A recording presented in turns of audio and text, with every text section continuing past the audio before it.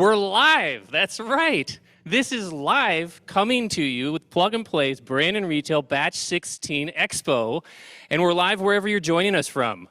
Whether that's Plano, Texas, St. Louis, Missouri, New York, all over the globe, or right here at our global HQ in Silicon Valley. Welcome to Batch 16 Expo. It's the longest running program here at Plug and Play, one of the longest running and largest of its kind, and we're very excited to have you. I'm Will Decker, VP and co-director of the Brand and Retail, joined here with my co-director, Kevin Pericato. We're so excited to see you all. Hello and welcome. Off to Will to kick off the day. Excellent, thank you. So hopefully some of you have joined us in this morning for the Supply Chain Expo. This is one of our few major public events. We do hold several other events that you can attend. Those are webinars, partner events, industry events. Find it all online at our website, plugandplaytechcenter.com, or our LinkedIn showcase pages. It's the best way to stay in touch with the latest and greatest going on. So today, Batch 16, unbelievable program. The team has worked very hard in putting together for you a great group of startups and speakers. And to dive right into it, if you're joining us for the first time, Plug and Play is all about driving innovation by connecting entrepreneurs, corporates, and investors all over the world. It's what we do. We were very lucky to work with some great individuals working hard to transform their industries and rise up to today's challenges. Plug and Play does that across several industries. In fact, our event here today focused on brand and retail is just one of several that we'll have this week as part of the Fall Summit 2021. A lot of our partners like to join across several industries to see the latest innovations and disruptions happening and bring that back as inspiration to their own companies. And what an incredible ecosystem. Plug and Play has developed a network of over 30,000 startups across stages and geographies to help work with you, whether that's to provide some inspiration, to validate some of the latest thinking and your vision of the future, or to work on testing and piloting and proof of concepts for new technologies that can drive your business forward and captivate the next generation of consumers. We've also grown. Plug and Play has now over 30 locations worldwide, and you saw that wide list of industries covered. So many ways to get involved, and we continue to grow. A little investment snapshot, Kevin. As you know, we are one of the most active VCs in Silicon Valley. We have over 1,600 portfolio companies, ranging from fintech, IoT, travel, and of course, our beloved commerce, retail, and media. By region, about 70% or so of our investments are done domestic, but these days we've been doing increasingly more investments all over the world, including Europe, Latin America, and of course, Asia.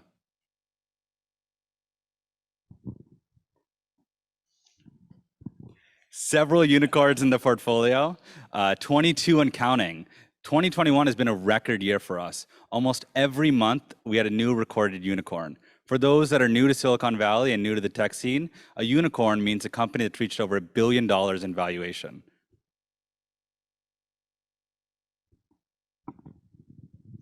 Here's some of the locations that we've launched. In fact, I just came back from Chicago where we had a launch event with our fellow programs in food and beverage and fintech. So the locations are growing, and what that means to you is that you get a local community of corporations, investors, and startups working on the topics most important to you in driving innovation through our programs, events, and the teams that we have on the ground. So if you're interested in opening a location, reach out to the team. If you want to find out if there's a location near you, there probably is, go ahead and get involved. Lots of ways to get involved, and if you're a startup, these are great landing pads for you to enter new markets and new communities of innovation. This year, our team has been focusing heavily on content, and we're excited to mention our global retail report, which we released in last Expo. If you haven't gotten a chance to take a look, ask your partner success manager for a copy. It's a 60-page plus report that we created painstakingly with every single ventures associate that works on the brand and retail team globally. We have insights from Asia, from Europe, and of course, United States. We're touching all the key segments, including what we're investing in, especially on our thesis that we think that the media and the commerce world are becoming one.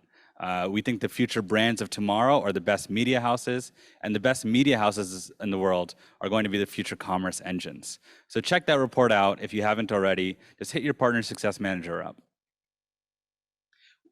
One of the things that we've done in the last 2 to 3 years is be incredibly digital. Playbook, as Will mentioned, is our digital foray into venture capital. It's one of the most active platforms, all first-party data. Every month, we have over 4,000 monthly active users. We have over 40,000 startups, all first-party information, all enterprise-focused, that our ventures team, of which over 110 individuals globally have sourced over the last decade. We've created over 9,000 startup collections. So if you work with Plug and Play, you know very well what this is. It's a list of over 20 startups that we've curated just for you based on your tech interest areas. And most importantly, Plug and Play, we're a matchmaker. We're a meeting of minds between entrepreneurs and corporations to power innovation. And we've had over 7,000 of those meetings in the last year alone. And what that equates to is over 230,000 startup corporation introductions. It's mind-blowing to see what we're doing here. And a shout out to our international brand and retail locations, in particular, the new members on the corporate side joining our programs in Paris and in Munich. You can see here some of their logos and their names. What that means is they're bringing their challenges and opportunities into the ecosystem, working with the startups in our programs and attracting new ones, and really driving the entire group forward. So thank you. We, again, can't do this without you, and congrats to the Paris and Munich Plug and Play brand and retail teams. Here in Silicon Valley, you can't do it without your partners. So a lot of activity happening right now across consumer packaged goods, fashion and luxury, specialty, quick service restaurant, food service, and specialty. Every single category within retail has been under tremendous transformation through the pandemic and beyond. And it's thanks to you that we have these programs, that we've identified these themes and topics, and are here celebrating our expo today. So thank you from all of us at Plug and Play to our corporate partners. The themes for today, a really incredible group of startups all fit within retail technology, things in physical spaces that really will captivate as consumers go back into stores and reimagining those spaces, especially tackling challenges around recruiting talent, sustainability and sustainable models, whether that's circular fashion, and supporting the sustainable fashion program that also launched recently here at Plug and Play. A huge impact and a very big opportunity to reset around sustainability for our brand and retail program. Connected and digital commerce, massive opportunity. This theme has been very consistent, but at no other time has it been so important to all of our partners as right now. So we're very excited to bring you a group of startups in that category. Supply chain and last mile, huge pressures to deliver against expectations and the change in consumer behavior that we've seen. So incredible technology in this space. And of course, our teams always get asked for brand new ideas that we're seeing out in the marketplace. Those themes ultimately go into what we invest in. This past year has been a great year for us. We've done over a dozen investments spanning several different industries. So touching on one, the digital gig economy. What we've seen, and they're calling it the Great Resignation or the Great Reassessment. People are moving from their jobs. And what we're seeing more oftentimes is that tech companies especially are looking for more nimble ways to work with talent. That's why we invest in Hops, one of the best platforms out there to find on-demand marketing talent, engineering talent, whatever you may be, at the click of a button. We're also investing in all things that are in the intersection of media and commerce, especially a company that's presenting today called Blacktag. Blacktag is the go-to place for Black creators. For far too long, Black creators have lived on other platforms where their content has been reproduced and sold, and then not allowing the creator themselves to reap the financial rewards. Blacktag wants to be that platform. We're excited to co-invest in that company alongside NEA and CAA, the talent agency. We're hitting many different industries as well. We're touching the shoe market, as shown by Will's beautiful Nikes. We invested in an Australian startup that's really exciting called Pushas.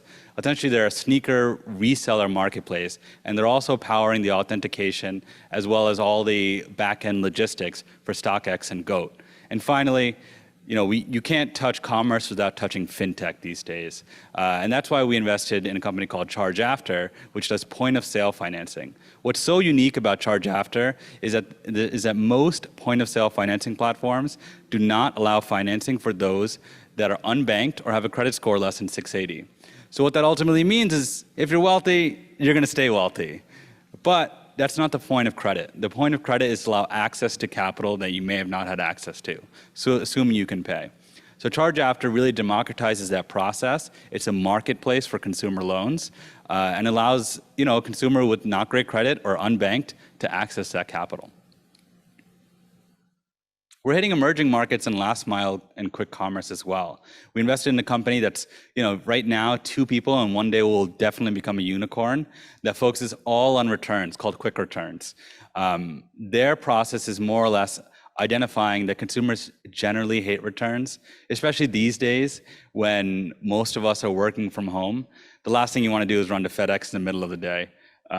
You'd much rather it be at your house and getting that package right away. And finally, we're investing in the emerging markets. We all know and love Costco, and the modern interpretation of that is, of course, boxed. But what if we took that internationally? So we're excited to also invest in Mucho, a company out of Pakistan that focuses on the same exact challenge, but in an emerging market.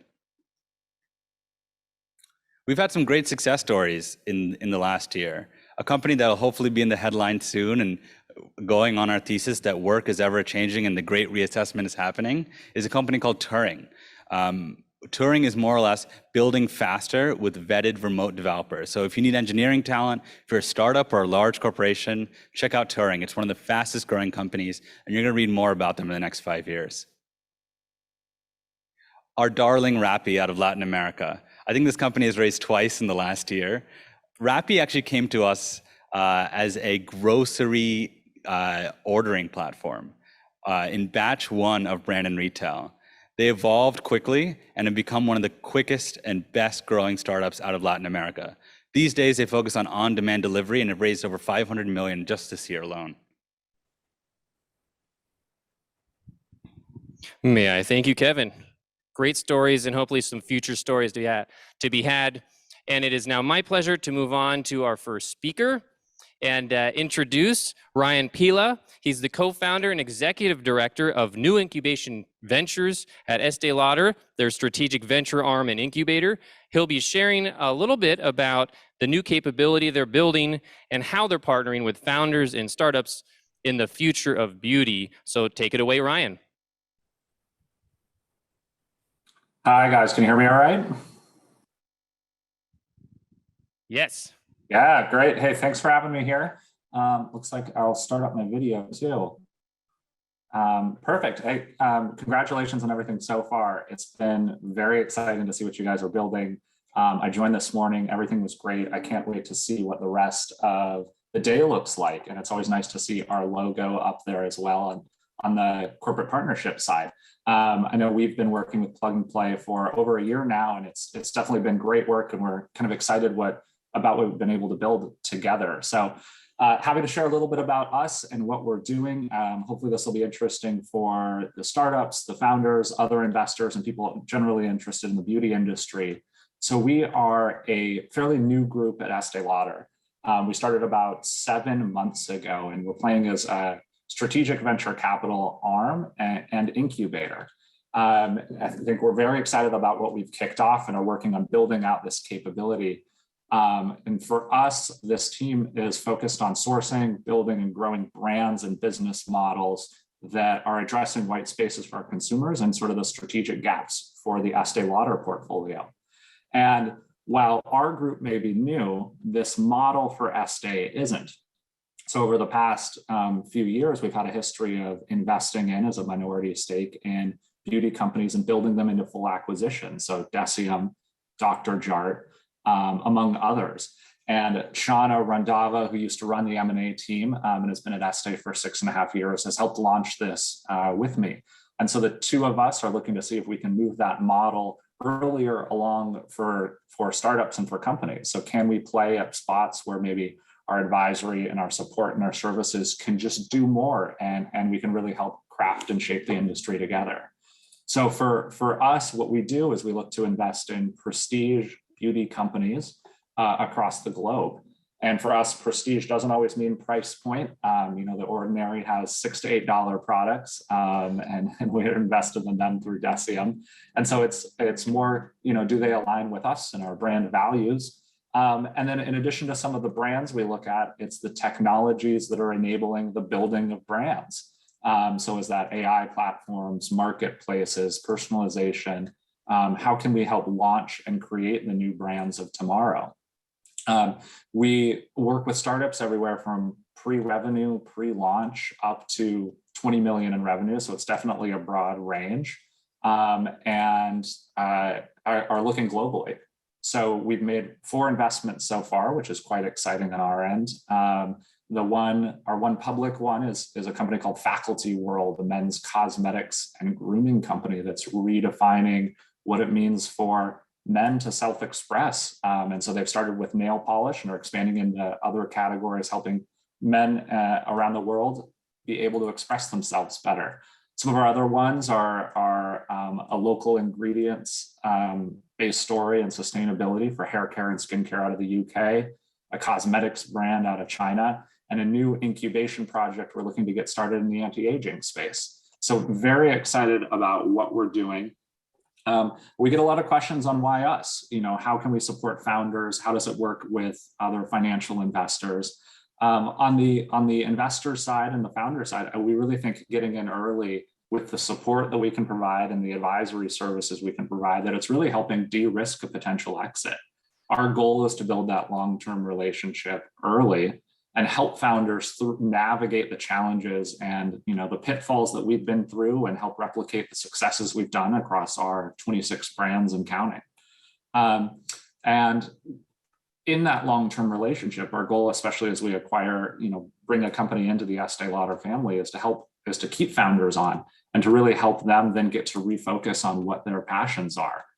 So you're growing a company. If you're really interested in product innovation, how do we bring that, in-house and help put you back to that and run the rest of the business through the Estée Lauder system? So I think on our end, it really is about the founders. And I think we like to connect with people who have a vision on where the industry is going, and really support in all the right ways, keeping founders nimble, keeping founders executing well, and supporting on our end through expertise, mentorship, and resources where appropriate.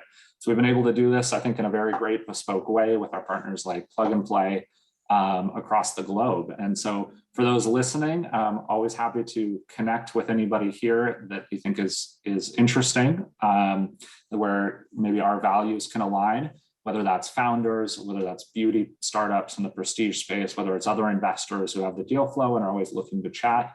I'm excited to get to sort of share this, and hopefully we'll have more coming soon as we start to launch our brand and our website and be a bit more public about our portfolio. So I know that Suki from Plug and Play dropped in sort of an open call for innovation that we have, so you can get a hold there, or feel free to reach out to Plug and Play, and I know they can introduce us. We're always happy to share my contact information as well. But hopefully that's a little view into what it is that we're building, and I'm excited to meet some of you and excited to keep this relationship with Plug and Play going.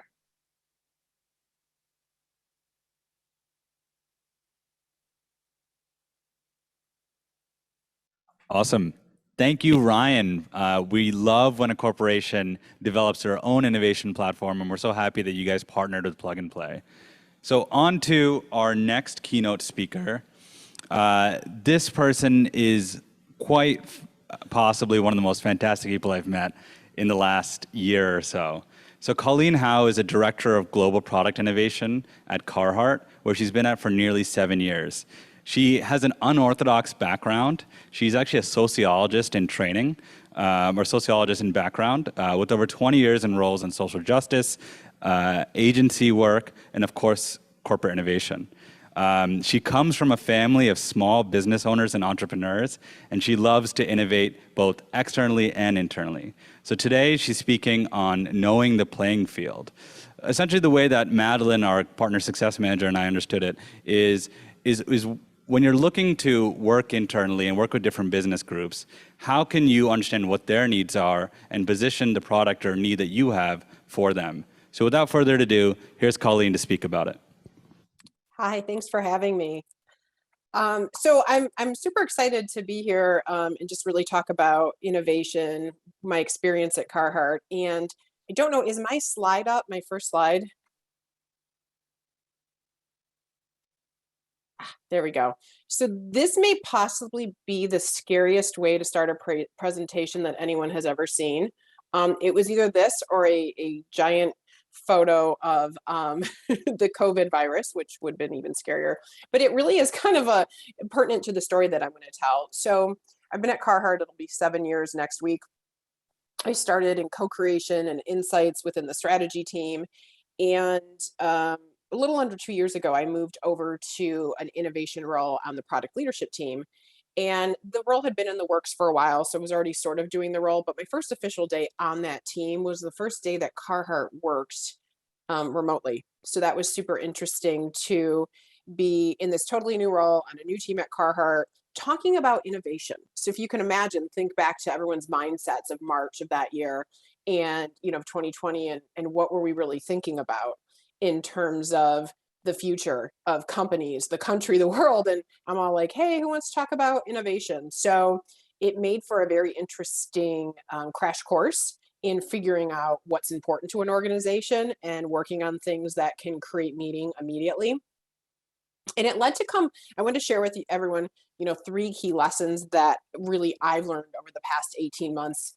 And I learned with this start of innovation in the middle of a global pandemic. And the first one was, go where there's suction. So, there can be a lot of different innovation initiatives. And I'm a firm believer, you want to make sure they're aligned to your strategic priorities, right? But even within that list, there can be many different things you might be working on. And some opportunities may be bigger than others, but you want to be conscious of where there's energy, where you're going to have an easier go of getting things into the business as opposed to trying to push water up a hill. So if you have 5 opportunities in front of you, they're all pretty strategically important. Some may be bigger than the others. You look for where there's suction. Where are people interested? Where can you get the business saying, yes, I want to do this? And so that was really my first lesson. And it came in the form of a face mask for Carhartt. So when the pandemic started, Carhartt, who still has manufacturing in the US, was really great at doing a quick startup of both disposable gowns and disposable face masks. This is not one of them. The innovation group, which it's a very small team within product, said, well, what if we came out with a branded face mask? And that is what you're seeing here. And it is a little creepy because it's on this sort of soulless head, but it was new for Carhartt. We had never done that before. And so we decided in like April 2020, we were going to go after this and try to get it into the market that fall. And it was a great way to learn our way forward on what our process was going to be in innovation on the product team. And during that time, innovation, it's got to be really new and cool. And we need to add, like, what are people going to want to wear? And let's add tech to a face mask. And that then resulted in my second lesson within the first couple months is the director of innovation, which is keep it simple. We started to talk about all these different wicking and, these different technologies that we could add. And what we realized quickly is that a lot of fabric is tested for skin irritation, but unless it's a fabric that was designed to be worn over the mouth, it was not tested for inhalation things. And so, we had a few versions and designs that had, different chemistries on it to make it a, better experience, maybe wick, etc. And at the end of the day, we really realized, like, just keep it simple. We need a good, couple layer face covering that's going to keep people's germs to themselves. keep germs from getting into them. And so second lesson learned, and we've carried that forward. Don't make it fussy, make it simple. We had some versions that were pretty fussy and people didn't gravitate towards them. And then that really then led to my third lesson within the first few months. I had always envisioned innovation as this further out there, thing you're working on, like something that we're incubating and maybe we'll come out with it in 3 to 5 years. And yes, that is part of innovation. Absolutely. But what I learned through the face mask sprint or project was that you can take on the innovation team can deploy their expertise and their resources in taking on something that actually has to be delivered now. We're working 18 months out at any given time on what's going to be delivered to the market. We had like 5 or 6 months to ramp up and get these face masks into the market. And so it was really the innovation team creating a process that wasn't our full go-to-market calendar to get something into market much faster, which really changed my mind about what innovation should be focused on. I think there's both closer in opportunities when you're reacting to the market, but I think there's then also those further out opportunities. Okay. So, when you Google sociology, wasn't sure what kind of photo I'd put on here, but what I really want to talk about is I do have, I think, a unique background or a different background than many people in innovation. I think when you think about innovation, you might imagine that I would have a materials background. I'm a designer. I've talked to people in innovation who have like PhDs in some super impressive science, like hard science areas. But what I realized is there's a space for social science and sociology when you're thinking about innovation, because you're really, you're trained to understand people, groups of people in that world around you. So, at Carhartt, we take this approach of innovation has to be purposeful. And so we're really thinking about not just innovation for the sake of innovation, but innovation to really make, do something better for the people who buy our brand. And so I've really tried to bring that background to bear in this role with the support of a lot of people who are experts in materials, in fibers, in design, in a lot of other things. I rely on them to really help us bring it all together. But then I also use my background to know the playing field. And I think that's how we kicked all of this off. So it's thinking about, it's a little bit of that go where there's suction, but thinking about what innovation you're talking about and wanting to launch. And I'll give you an example. If the brand, whoever you work for, is struggling to deliver a particular category, you're not going to get a bunch of excitement bringing an innovative idea, unless it's going to help fix that problem, to that category leader when they can't deliver what they need to, like what's right in front of them. So it might not be the right time to bring your fantastic innovative idea to them, because they might not be in a mind space or a place where they can talk about it. And so really know what's going on. So I sit in on meetings that, people might go why are you sitting in on this? Well, I'm just trying to understand. You want to understand delivery constraints. You want to understand what's going on with technology. You want to make sure that you know what your growth strategy is. You want to make sure you understand customer service complaints, because you'll want to create something that's going to create more. So it's really important to have that holistic view of what's happening at the company, not only to inform what you're working on for innovation, but to tell you when you should hold opportunities and when you should accelerate. Because there's another example recently of something we were sort of doing a slow roll on, and I heard about a business problem, and I put the two together and said, okay, we could speed this up because I think this could help with this issue. And we did just that. Again, sociologist. Oh, sorry, go back to the other slide. A sociologist, not a product person, had to establish legitimacy and build trust with the global product leadership team. And really, again, by understanding the playing field, by asking them questions about their parts of the business, by bringing ideas to them, really have worked hard to establish that legitimacy of someone who can talk about product, but doesn't have a native product background. And then finally, I think one thing that's really important for anyone who works in innovation is to really understand the difference between theoretical and practical. So there's a lot of theories out there about innovation, right? What innovation even means is hard to define or pin down anymore. It can have a lot of meanings. So there's a lot of people who talk, well, theoretically it should be this, or you need to hand off after proof of concept. And I am part of a group of a lot of corporate innovators that get together just to share some of the challenges and opportunities they're seeing. And that really has led to a lot of practical understanding. Yes, theoretically, this may be how people think it works, but at my company or at this company or in the real world, it actually works a little bit differently. And so, just be kind to yourself. The theory might not always work out. You have to sometimes just practically get after things and think about what's going to be best for your organization and what's happening right now. And now I'm ready.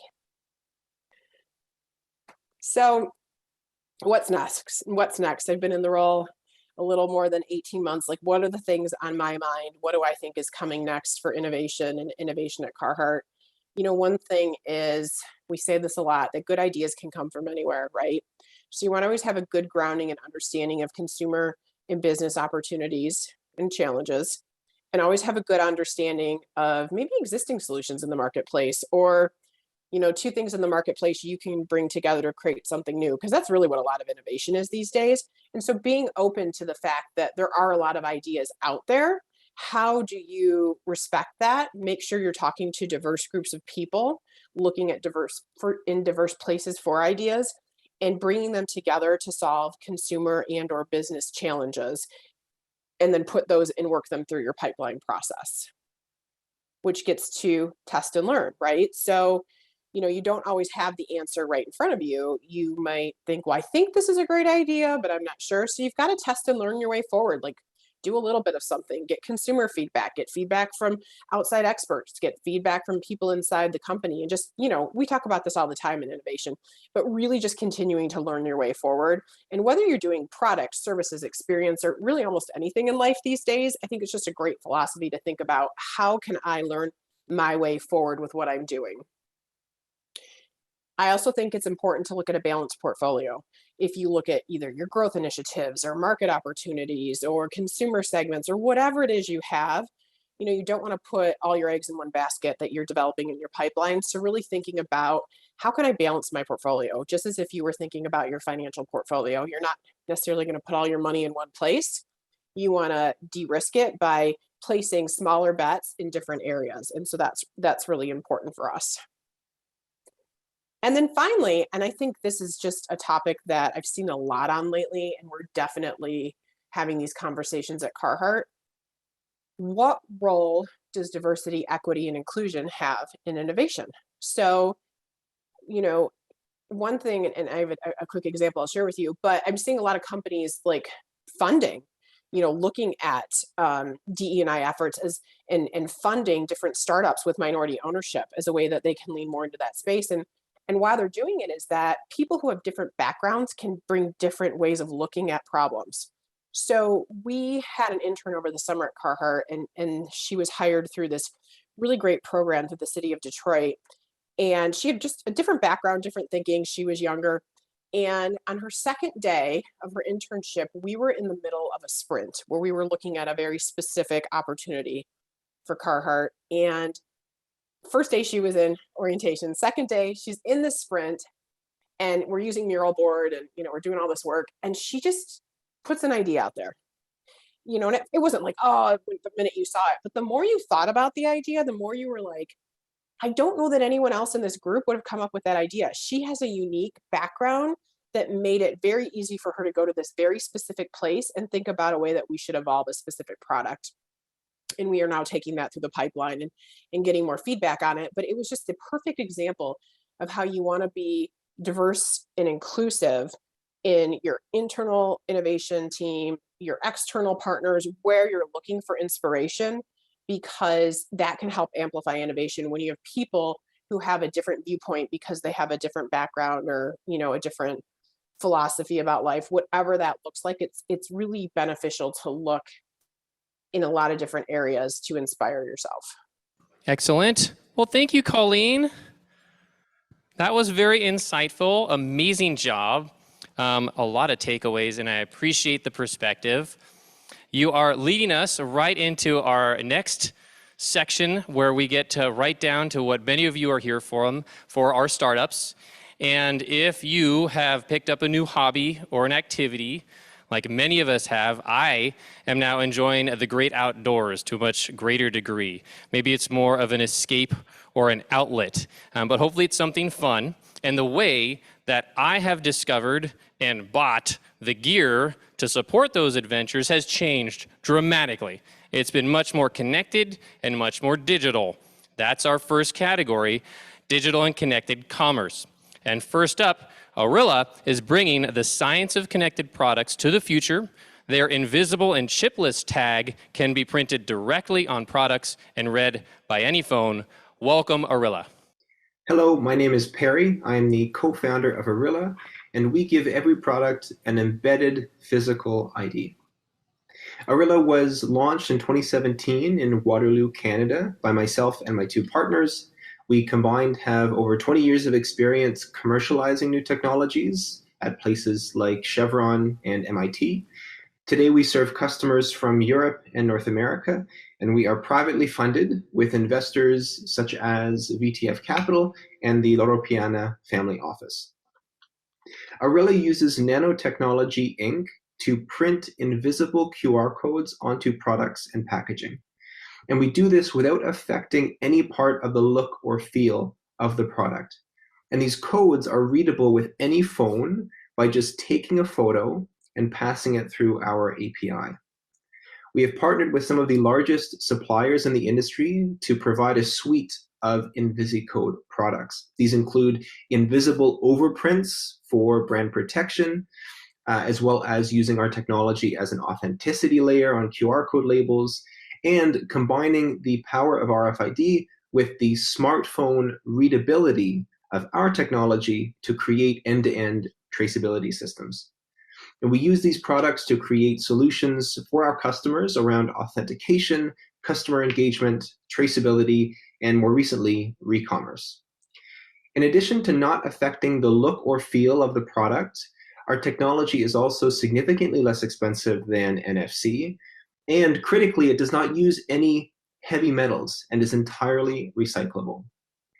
So in summary, we give every product an embedded physical ID, which we do using invisible codes that are scannable with any phone. We've spent the better part of this year installing our first production lines, which are being used to tag a few 100,000 products by the end of Q1. And we are now looking for a strategic investor that can help us expand this install base. So if this is an area of interest, I recommend connecting. Thank you so much and take care. We now have a poll up, so remember to submit whether or not you would like to be connected with Arylla. Tool rationalization in the digital world is complicated and hard. Next up, Charles is building a beautiful and intuitive UI that integrates your existing e-commerce and chatbot tools into one easy-to-use interface. Welcome, Charles. Hi, my name is Andreas, and I'm the founder and co-CEO of Chart, the conversational commerce solution for businesses who want to bring their customer journeys into chat. We were founded in 2019 and originally started off as a clothing brand, selling basics exclusively via WhatsApp. We were lacking though software to make it happen, as chat service tools and chatbots were not fulfilling our needs to create an exciting and human experience. So we decided to build our own software, and by realizing the gap in the market, we eventually decided to pivot and became a B2B SaaS solution for conversational commerce. We quickly convinced first clients and got great feedback from the market. So in early 2021, we got the backing from leading VCs such as Accel and HV Capital, as well as known e-commerce angels in the space. Today, we are over 30 people from various backgrounds and helping our first early adopting clients to create value. Those clients also believe, as we do, that traffic is moving from the streets and from the browsers into chat apps. And with the traffic, transactions will follow. There's first interesting use cases, such as reactivating customers with newsletter-like formats, and even selling and clothing in chat for any high AOV products or VIP customers. We see great results across the board and in different verticals. There's a beauty retailer who reached 2.5 higher customer lifetime value for customers they chat with versus they don't. There's a fashion D2C player who has 10x more sales for any recipient via WhatsApp versus those via email. And we have a furniture brand who is reaching 30% in-chat conversion, leading to months with over 70% of sales in WhatsApp. If those results get you excited and you're also looking to expand your customer reach into messaging apps, reach out to us. Thank you. And thank you, Charles. The poll should be out. Please look out for that and complete it to get in touch with Charles. Thank you so much. Next up, reshaping the circular economy. Eon is bringing digital identity to physical products. Welcome, Eon. Hi, I'm Natasha Frank, founder and CEO of Eon. Eon is retail's operating system for products. We enable brands to unlock the full potential of each and every product. We create a digital identity for every item, turning physical products into connected assets with limitless potential for new business models, customer services, integrated data, and sustainability within each and every product. We are the leading enterprise solution for digital identification of products. Our clients and partners include industry's largest brands and retailers. We're digitizing millions of products annually with the largest marketplace of pre-integrated partners and services. We developed the global language for connected products, and we are on track to digitize billions of products annually by 2025. We enable brands to transition beyond rudimentary product identification systems into a new world where they generate continuous and repeat revenue from products, power continuous customer relationships, and unlock ongoing proprietary data and insights from each and every product. With Eon, brands can nearly double the profit per product, driving new customer connections, new business models and services, and efficiency across enterprise operations. One of Eon's clients and partners who's made their portfolio-wide digital identity commitment public is Yoox Net-a-Porter Group, the world leader in online luxury fashion. Yoox Net-a-Porter Group is rolling out digital ID portfolio-wide with Eon, leveraging the product cloud to power direct customer connections, increase sales and services, drive new business models such as resale, monetizing products through first, second, and third sale, and improving efficiency across enterprise operations, unlocking customer insights, supporting services like return management, and driving authentication. Connected products are truly redefining how customers buy, sell, own, and connect with products. We're excited to be here today, and we're looking for new partners to expand the Eon platform ecosystem and bring every product online with a digital identity. Thank you so much. And thank you. Please take a moment to complete the survey right now, the poll on connecting with Eon. Great, thank you so much. Next up, payments. Critical point in any consumer journey across all channels, definitely for digital commerce. Gravy is redefining the payment industry and payment orchestration platforms as a whole. Welcome, Gravy. Hello, I'm John Lunn, the CEO and founder of Gravy.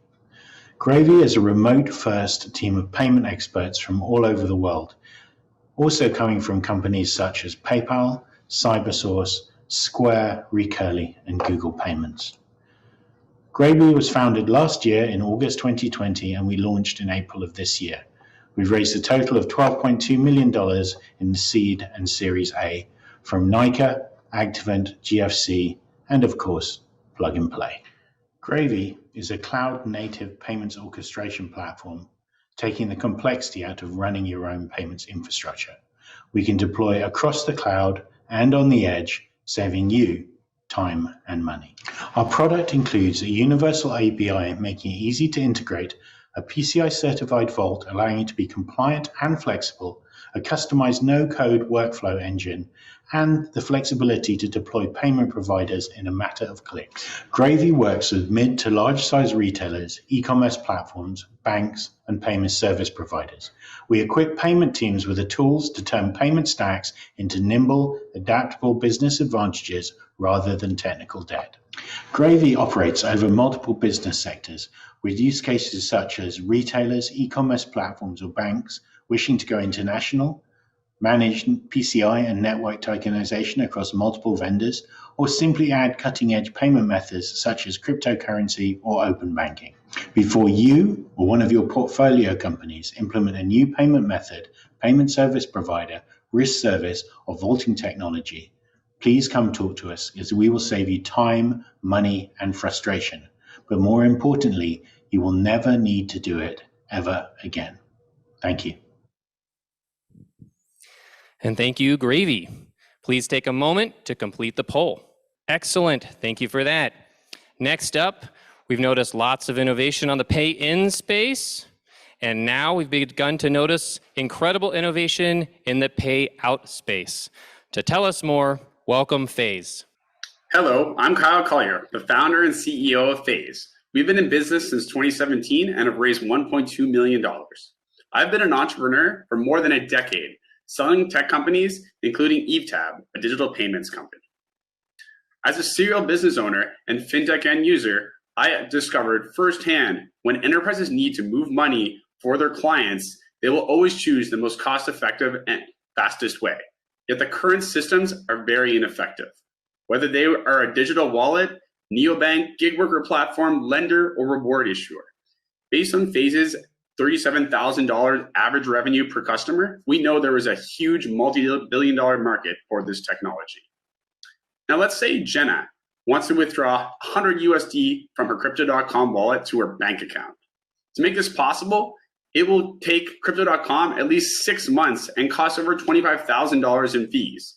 If other people like Jenna wanted to do the same, it would cost Crypto.com over $2.5 million and take over 600 hours to make possible in just 100 countries.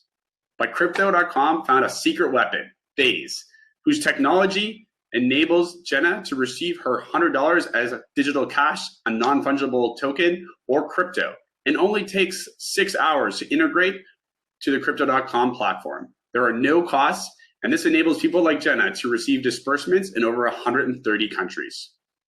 Jenna was shocked when she realized that she was able to receive her disbursement within seconds versus hours and save money in the process. Phaze is growing over 40% per quarter and generates more than $20,000 in revenue per month. In 2021, we have done over 7.5 million in GMV with just 7 live customers, and there are more than 65 integrating Phaze today. I built multiple tech companies where my fellow executives in their field have worked for our target customers. We're raising 1 million and have 400,000 committed, and invite you to join us on our mission to build the fastest, most economical, non-cash disbursements platform ever. Thank you. Excellent, and thank you, Phaze. Take a moment now, if you're watching, to complete the poll on connecting with Phaze. Excellent. Thank you so much. So you've seen the pitches so far. It's my favorite time. We're going to come to you live with our Connected and Digital Commerce panel, where we're going to talk to some of these startups that you've just seen and learn a little bit more.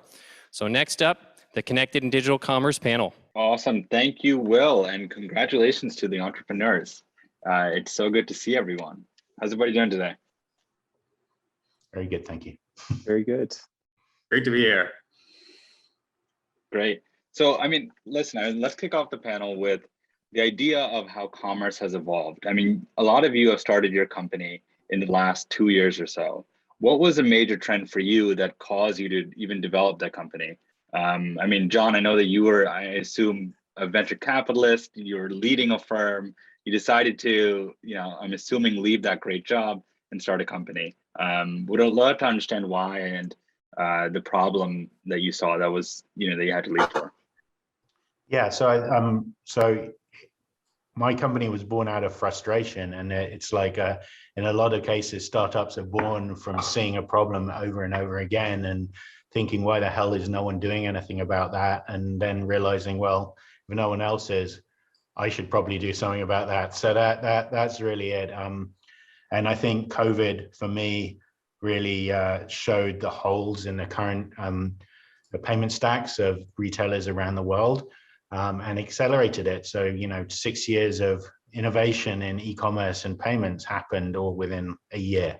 And that just showed holes in e-commerce and payments that, people have been able to ignore for years, but couldn't anymore. So for me, it's like frustrating problem became frustrating, massive problem. And that was an opportunity. And that's why I started Gravy. Perry and Kyle, touching on digital payments and all of that, what got you interested in the space? Yeah, happy to jump in here, Kevin. So Phaze is really a brainchild of a really horrible experience I had many years ago. I was Mount Goxed. It's a term for all of the people who lost cryptocurrency in this exchange that got hacked. And I typically have a slide in my deck that actually showcases it because they were trying to set up bank deposits for people across the world because they had a global user base trading and cryptos, and then they essentially couldn't set up a way to get money into people's bank accounts, and they were trying to set it up for over 22 months, and then they got hacked and everyone lost everything, including myself. So that was my big motivator to really start Phaze, really to focus on disbursements to global at scale. Yeah, and for us, go for it, Perry. Sure. I was just going to say for us, it was much more of an iterative approach. Actually, we had started off in a very different market and ended up zeroing in on what we found to be a pretty pervasive problem, which was the need to actually identify products specifically after they've been used. So our first customer, actually, they had a problem where they were trying to recycle garments, but if you get like a heap of clothes dropped on your doorstep, it's a bit difficult to actually figure out what those clothes are, how to recycle them, and so on. So that was the impetus for us to start Arylla. Very, very cool. And then, I think there are little kind of hints of everyone's product where, consumers are paying in different formats, right? So, or receiving money in different formats like Phaze. So would love to also ask Andreas, how did you come up with Charles? And, you mentioned it a little bit on your pitch, but this is really kind of changing the way that consumers buy and purchase as well. Yeah, it's actually a funny story. We were, Adi and I, so my co-founder and myself, we were actually on a kite trip in Brazil, and we were discussing kind of what's next in commerce. And we realized we hang around in WhatsApp all day, but we're actually not talking to businesses. And we thought this is going to change at some point. And now is the decision to make whether we are going to be the ones who pioneer that. And yeah, I had a long time strategy consulting job at McKinsey, and I thought like, either I'm going to be a boring partner and serving lots of client projects every day, a different one, or I'm going to start up a venture on my own. Very, very cool.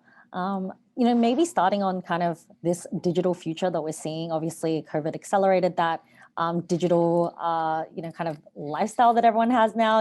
Credit cards are essentially the dominant form of payment. Actually, still less than 50% in the US, which is interesting, but I'm sure it will move towards something, much, much larger. But if you can envision this future of, I guess, like a connected world where, let's say, Perry, for Arylla, all the products are connected onto one platform. And then you've got Charles, people can buy any product on any kind of commerce related chat. And then you've got, of course, various different payment methods, including crypto and payout methods as well. So I would love to get your thoughts on like what you envision the world will look like in, let's say, 5-10 years, and how far away do you think this digital future is really for us? So from our perspective, you go ahead, John. Yeah. So I think, look, no one enjoys paying for stuff. That's the worst bit of an e-commerce experience. So you don't walk into a store going, I can't wait to pay for things. And I think, look, in my opinion, it's been the same for a number of years, is like payments just got to get the hell out of the way. And get to a point where it's seamless and invisible and just happens. But also that means payments needs to work for individuals and the way that they like to run their lives. So yes, credit cards are big at the moment everywhere, but it's a clunky experience and it could be better.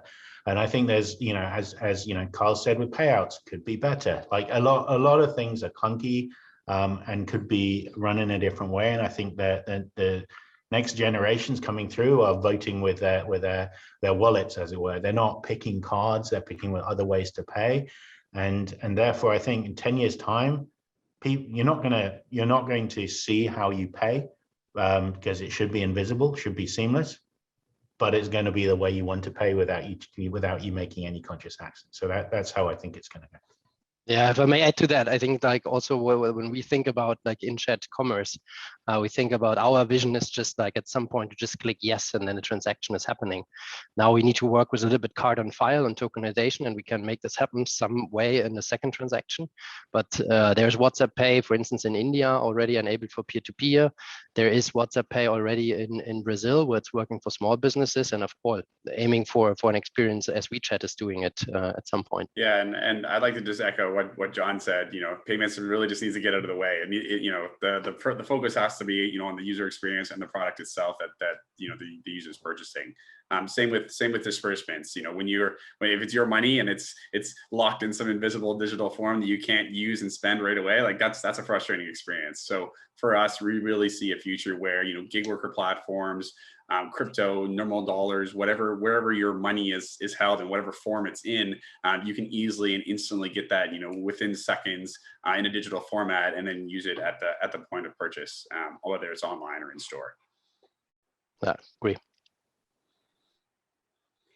And maybe Perry, sorry, I was just going to bring in Perry as well, just to add about kind of your vision of like a future of digitally collected products. For sure. I mean, we're a bit on a different side of the landscape with regards to what actually happens to the physical product. I think in 10 years' time, what we'll see is the product itself becoming a bit more of a platform, and it actually enable more services, likely digitally powered to the end customer.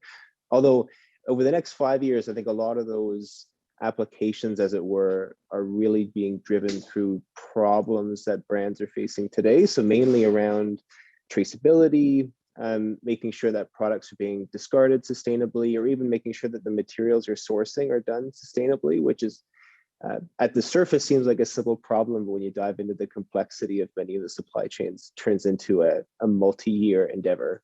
So I would say that's kind of where we see it going. Eventually, the product will be a delivery vehicle for much more than just a consumer good, as it were. It makes a lot of sense, and I like how we're all touching the consumer experience in some way or form, maybe on the back end and for the merchant or for the actual consumer. And I noticed that several of your pitches, in a unique format, brought up crypto. We've been investing for almost a decade. We've been investing in crypto for almost a decade too, and really in the last 2 years is when things started exploding, right? I mean, I was watching Squawk Box last night, and right after they covered P&G's newest CEO, they covered the value of Dogecoin. And now we're starting to see enterprise changing and adapting crypto in unique formats. I'm curious on how you look at that, how that could have a potential intersection into commerce, either directly or indirectly, for the future. Yeah, happy to take the first stab at that. So, having been in crypto as long as I have, I think it's just a faster, cheaper, more effective version of digital money. Everyone's taking their stab at, I think, trying to solve the double spend problem. PayPal, being kind of the first, paramount digital kind of money service out there, and then crypto just kind of trumped it in such a unique way, where it's not just about the capital aspect or the replacement of actual money. It is enabling new business models, new company types, new ways to raise funds, new ways to grow and interact with your audience and build like a community around your product, and things like that. So I really think it's going to be digital money 2.0, but I also think it's really enabling a much more diverse set of companies to emerge in a much quicker and aggressive way. Yeah, I think from my perspective, crypto could change how people bank, and I think the big opportunity is crypto could take that leap. Like we are seeing our current banks starting to think about charging for checking accounts, etc. and sort of ruling out a certain group of people in the world that aren't eligible for that or are not able to pay for that.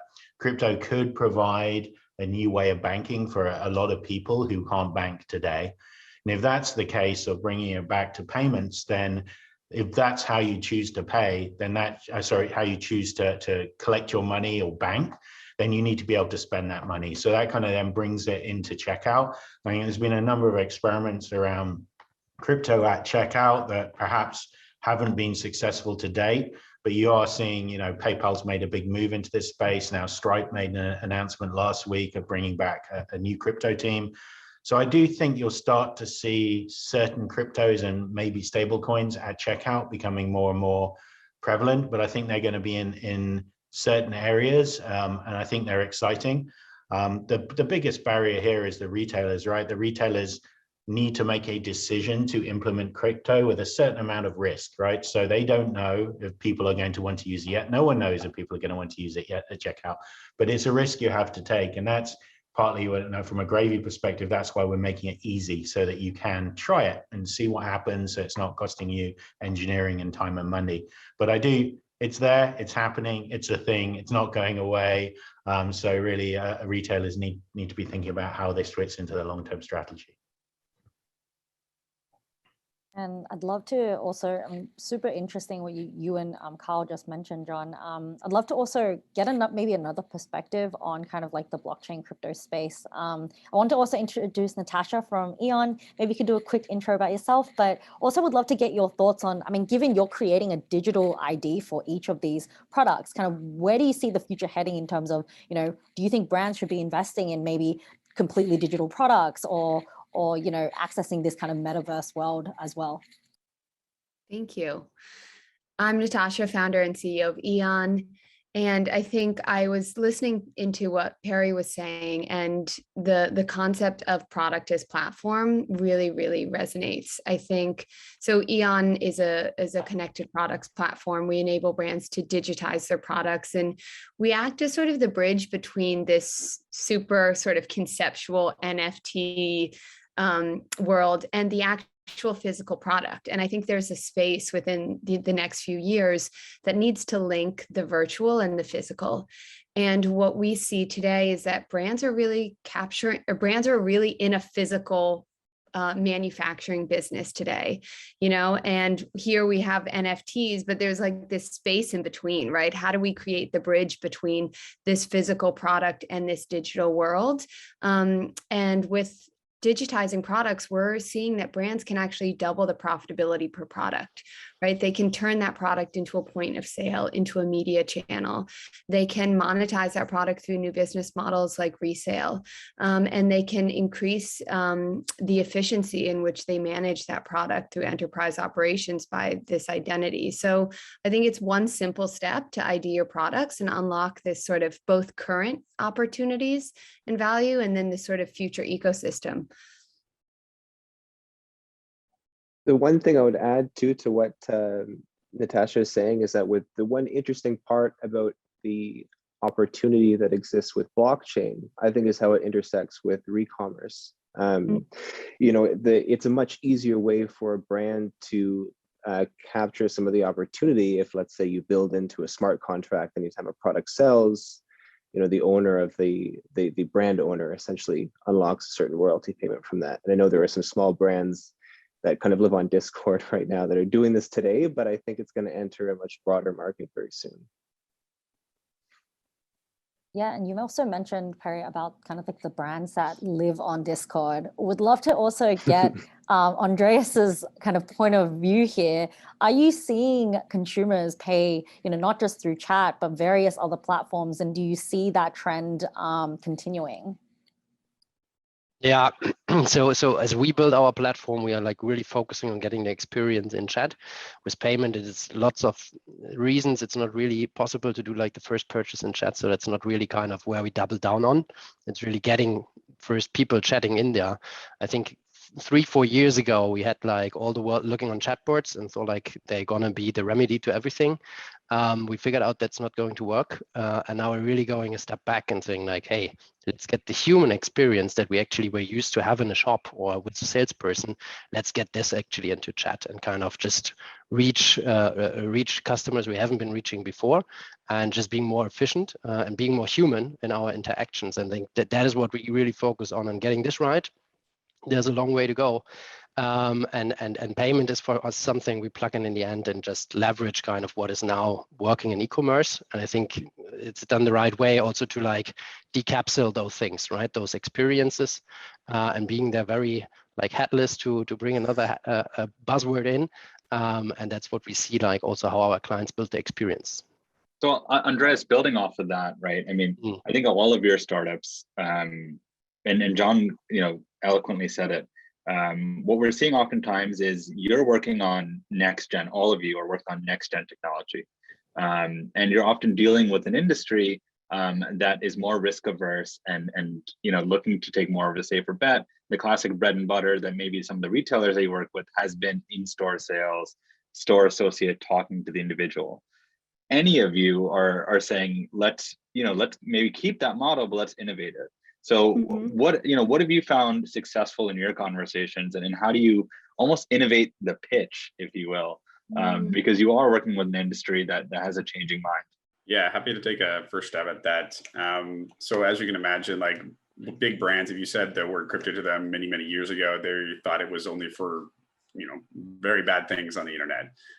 So getting them on board with the idea of what people want to make purchases of your brand with this currency, but they can't because your brand is not accepted. So maybe there needs to be some kind of phase in between where they can go from these digital assets or digital stores of value to your brand very quickly and easily. And this is one of the many reasons we're in the business of what we do, and you even inspired the name of the company. So I definitely see and understand that there is a huge kind of transitional step that needs to happen with a lot of large brands, and it's just kind of walking them through that. So you're not going to be able to get them to adopt all these crazy technologies right away. You kind of have to make a very iterative approach and kind of show them kind of value at step one, because they're not going to see the value at step 3 until they start to understand step 1. So it's really an iterative approach for sure. Yeah, I think I have a very specific example, because I think also in our story, right, we pivoted from a fashion brand to actually being a SaaS provider. And now we are also, of course, changing our product and our value proposition every now and then. And we're just like reformulating and putting speed to value first. I think that is what we're seeing. So there is kind of, you can bring a conversion experience into chat, which has like a lot of different things that need to work out. Yeah. But we also now see it's way easier, of course, to set up a WhatsApp newsletter. Yeah, it's like not really intrusive. You can really run decoupled from any other system and get really fast to value, and then think about more complex experiences that also involve more departments and more systems to integrate and more processes to change, and really have a journey. Yeah, and get easy and fast to like first value, which also excites then all the important stakeholders on the client side. I think it's also clear, like the game changed over the last 2 years pretty majorly. So it just changed. I mean, you would assume some of your client base would always shop in store, would never shop online. And guess what? They had to, and they liked it, and they're staying online. So everything changed. And I think they're saying 6 years faster. I think it's even faster. So part of this is as the world changes, you either change or you die. That's what happened to the dinosaurs, right? So a certain amount of this has accelerated the adoption of new technologies by retailers, because they have to keep up with the people that have changed and have like benefited from the move to online. And I think as I said before, small potholes in the road suddenly became massive gaps for a lot of places, and I think that's an opportunity for newer and better ways to do things. Yeah. Yeah, I think describing the change, John, if you fully agree with you. And it's even now thinking about the next step, right? And it's like going to e-commerce for us, it's pretty obvious, right? And I'm thinking about the next experience that even comes. And now we see some players actually leapfrogging because they say like, oof, I actually missed out the last opportunity and really kind of are behind. And now this time I won't be second. So actually we have some of those clients as well. Actually, Andreas, interesting point you bring up. So DoorDash obviously is going into their own grocery space. I forget what the name is, but what we're often seeing is the tech company that was looking to assist the industry becomes the industry. Right? You're looking to innovate, let's say last mile delivery, but then you're like, wait, why don't we just innovate all of grocery? Putting you on the spot, I mean, you're innovating the consumer touch point with the brand. Do you ever want to be back to being a brand again? Well, that's probably 5 to 10 years ahead.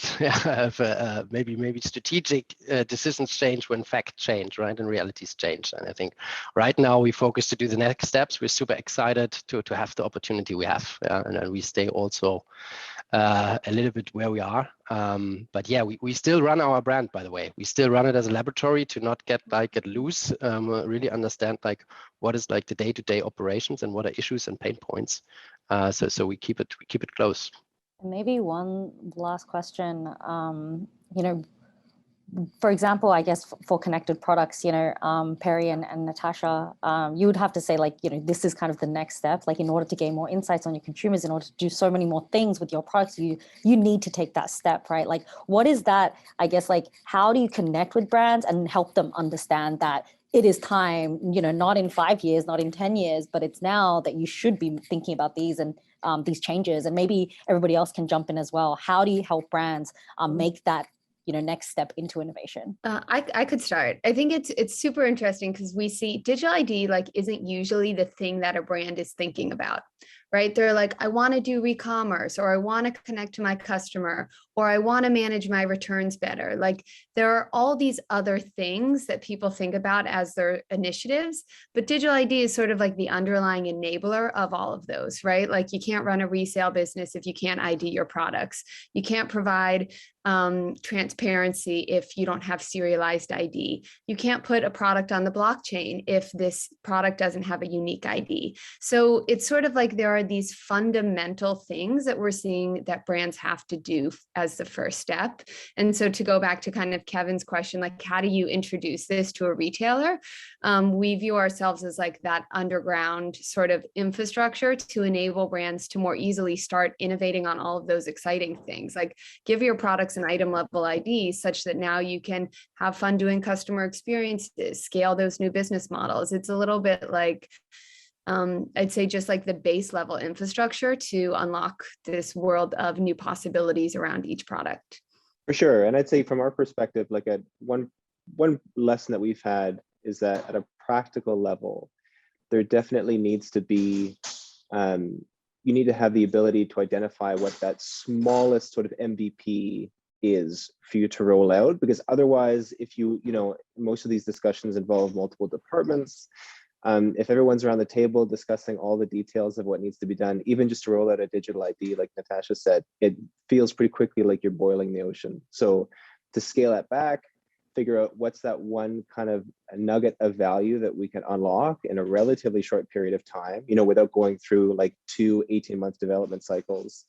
And that gives us a bit of a roadmap that we can action on for the future. So that's been something I think really important for us, especially since we like integrate upstream in the supply chain. So anything that you need to roll out right away across like, 1,500 suppliers is obviously not the easiest thing to do. Yeah. I love what Perry is saying. I'd like to add to that. So I think it's one of this MVP idea. What we saw what was pretty successful is kind of managing all the success factors. So we actually introduce a new channel. It's not just about a piece of software. It's about the people that operate that software. It's about like, what's the value proposition to the end customer? Like, how is it integrated into the website? What is the possibilities to start a chat? So we have like an internal marketing agency that really is creative and just coming up with new designs and new ways to do marketing campaigns for our clients. So it seems a little bit inefficient that we do the full package, but when you want to kind of really create unrivaled experiences, you need to sometimes go extraordinary ways, and that also what we see is working well. Yeah, very similar experience for us. Like what we did is we just aggregated unique data that these brands never had insights into or would not be able to get without us. And as soon as we had that, we instantly became super interesting to them because that's something that they couldn't obtain otherwise anywhere else. And as soon as we kind of had that one thing that they wanted, engagement started picking up, conversations started picking up, everything kind of changed because they were like, oh, that's interesting. That is very different from our data. How did you get that? Who did you talk to? What did you choose? And then they start asking you questions, and then that's where you can kind of innovate and give them ideas or plant nuggets in their head for future innovation. The value of valuable data, totally agree. And obviously the biggest tech companies in the world are really just data plays that monetize on that. So I asked you before about how you innovated your retail pitch. I'm curious, you have the Fortune 500 on the line. How do retailers innovate, and what would you recommend to your future clients in working with your solution? Just to go first from our side, I would say that for us, the unlock is really around experimentation. I mean, I think it's around not to be afraid to experiment. And in some cases, some of the things that we're talking about, one of the reasons they're so exciting is because it's not really clear what that value unlock is going to be. And you just need to, I think, experiment with different on-ramps to that in a small way, in a way that makes sense, obviously, both financially and from a scaling perspective. But not to be afraid to experiment with small things here and there that are tied to very clear KPIs that you can build off of. Kind of follow on from there, like to experiment, you need a flexible platform that allows you to experiment. And I think from my perspective, taking your payment infrastructure away from something that's custom, is in-house, is going to take a long time to change. Moving to something that allows you to experiment with, whether it's crypto, alternative payouts, chat pay, etc. All of that needs a flexible platform that allows you to experiment as product and finance people, not necessarily as engineers. So really build the foundations now while you can that allows you to experiment as quickly as you possibly could. Yeah. Natasha first, please. Oh, okay. I think one of the interesting things that we're seeing with when brands and retailers are the most successful with innovation. Can you guys hear me? I can't tell. You all just froze. Yes. Yes, we can hear you. Hold on. 100. Maybe I go next then for a second until Natasha's back. Yeah, I think what we see well is kind of, again, a fast road to value. We see like our clients also starting with like one vertical or like one channel. We don't only do WhatsApp, we also do Facebook Messenger or Instagram messaging and things like that. We have now a do-it-yourself retailer that just start with like a chimney consultation, like they don't do the whole portfolio, but do like one part. And we see that really working well. It's also like taking out a little bit the risk, seeing on early value, getting stakeholders on board. It's very important that those that we work with that are like super excited and super convinced and they really want to attack the industry. They want to be early adopters and want to stand out. And then that's the key recipe for success. Welcome back, Natasha. Sorry, I'm in a hotel, so it's a little bit choppy. I was just going to say quickly that we're seeing a lot of success when retailers have cross-department collaboration within their organizational structure. So when you're working on connected products, the value is delivered to your marketing, right? Because the product is a marketing channel. The value is also to your IT and your operations, and also to your sustainability and to your new business models. So we see a lot of success when brands and retailers are able to have a cross-department task force and that can work across these different components, because I think the future of value and innovation is at the intersection of these disciplines and figuring out how to embed that within each product. And Natasha, is that an innovation team you're finding, or is that like almost like a panel of different cross-functional groups? Yeah, it's not an innovation team, interestingly. The brands will set up like across the different business units and implementation task force that brings in expertise from the different groups. Because it's about, at this point with Eon, they're scaling their product ID. And so they need different stakeholders from each department involved. So it's very interesting to see. And when they have that, what they call a task force, we're seeing them like very quickly implement and capture the value across all of these different departments with one initiative of digital ID. Very cool. Well, thank you, everybody. That was the last question. And thank you so much for joining us. This was super insightful. Of course, anybody in the audience who wants to connect, please feel free to reach out. These are incredible experts in their field. So, please feel free to lean on these experts and also connect in the future. So yeah, thank you so much for joining again. Thank you. Thank you. Guys, so much. Thanks for having us. Thanks for having us. Take care. Bye, guys. Bye. Just incredible. A lot of different ideas for me to take away, whether that's connected products and being a brand, perhaps without even making anything, with starting at step 1 in speed to value, or even the lengths you'll go to not get Mount Goxed again. Hopefully you took something away. Thank you to the panelists and to Kevin and Tanya. That was incredible. Now to introduce our next group. It's my pleasure. He is not a stranger, but he is the newest member of the Plug and Play Brand and Retail's venture team. Please welcome Ryan Bluestone. Thanks, Will. Hey, everyone. It's great to be here today. So as Kevin mentioned a little bit earlier, we're super excited by all of the innovation we're seeing in the retail technology and last mile delivery space. So without further ado, that is our next topic here. And we're super excited to introduce Saara. So waste has become an even larger problem in the retail industry as more products are being shipped direct to consumer.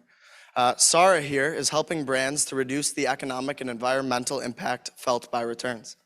Take it away. I'm Carrie Lee, VP of Sales and Marketing at Saara. Saara is an AI ML-powered software company helping online brands prevent and automate returns. Eco Returns by Saara is an end-to-end return solution.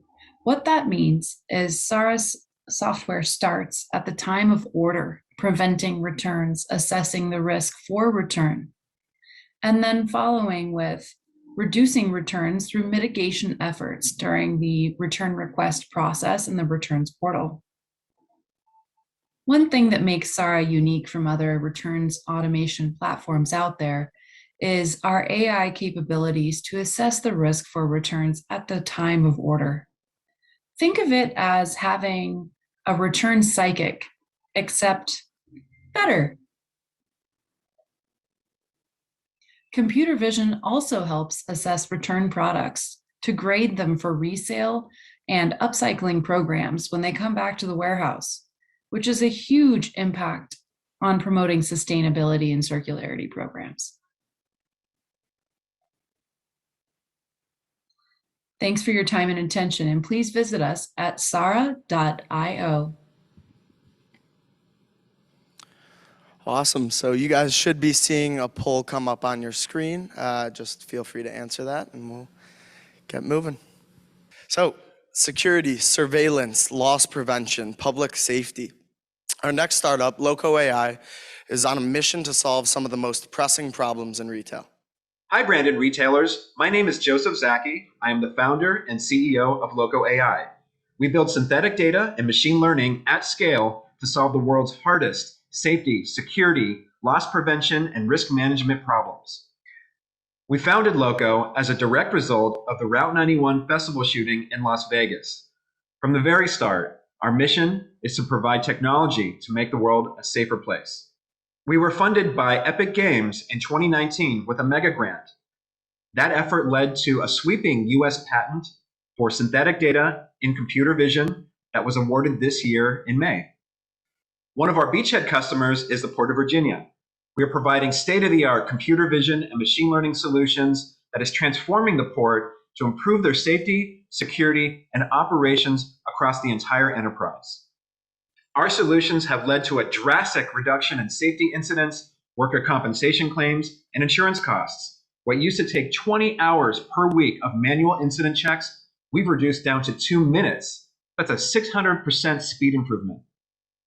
Out of our plug-and-play experience, we found another market niche in the direct-to-consumer space. We're true to size apparel fitting using augmented reality with computer vision on smartphones. We have more customers, more patents, and so much more on the way. We're currently raising our Series A and looking to connect with investors and brand and retail partners who are looking to embrace the state-of-the-art of synthetic data, machine learning, and computer vision to transform their businesses. Thank you for your time and consideration. We're looking forward to connecting with you.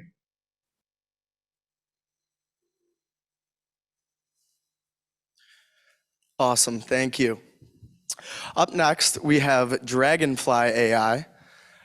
Dragonfly AI is leveraging cutting-edge neuroscience technologies to help accurately predict and optimize content prediction. Hello, my name is David Mitchell, and I'm one of the co-founders of Dragonfly AI. We thought, what if you could predict what consumers see first when they look at any piece of content across any channel? Well, today you can with Dragonfly AI. There's a lot of content, and more importantly, there's more channels than ever before. Consumers are seeing content all over the place, whether it be on digital signage or mobile. That means it's getting harder for brands to make sure that their communications are actually cutting through all of that noise. And with Dragonfly AI, we give these brands the tools to measure the performance of that content. We built a product suite that can measure both in-store, video content, online, pretty much any content across any channel. We can predict what people will see first in the first millisecond they are looking at a piece of content. Our journey so far, we've been a spin out from Queen Mary University. We launched in 2018. In that time, we've built a fantastic team of 20 people based in the UK, and we now have 60 global customers. We're racing towards our Series A metrics, and with that investment, we will be able to improve our commercial growth, invest further in our technology, and also expand further into the US. And we've raised about $2.5 million investment to date. We're lucky enough to work with some of the best brands in the world, and these brands are actually starting to see the importance of using our technology to measure the increase of conversion or sales. And we have some fantastic case studies with McDonald's, how we help them do exactly that. With GSK, they have now turned into one of our best and biggest customers. They have licenses all over the world, and we really do help them cut through and make sure that their content is performing. Thank you very much. Awesome, thank you. Understanding why customers choose us over them is essential to business success. Up next, we have startup Uncrowd, who is helping businesses increase market share by sharing the answer to this. Come on, time to get up. On to the airport, plug and play. Hi, we're Uncrowd, and we're on our way to the Silicon Valley area to come and show you guys Uncrowd's experience analytics for market share growth. Hi, yeah, we're Richard and Rocky. We're the founders of Uncrowd. Uncrowd is a 4-year-old startup. We're at Series A level. We've just raised $4 million to accelerate our growth, particularly in the US, where we're looking for great customers to take advantage of the Uncrowd experience analytics for market share growth product. We're also interested in starting to talk to Series B partners, which we'll look to roll next year at some point. We made it, we're here. And that's what Uncrowd does. We turn up.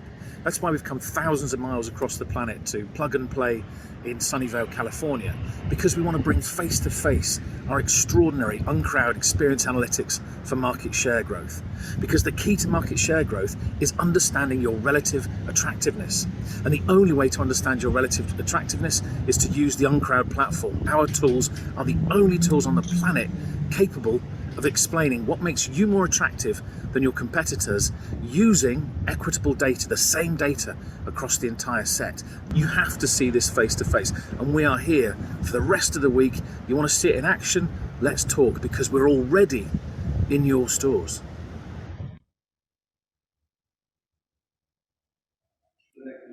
What are you doing?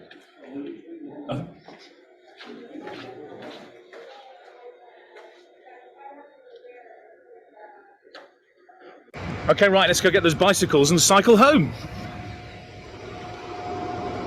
Well,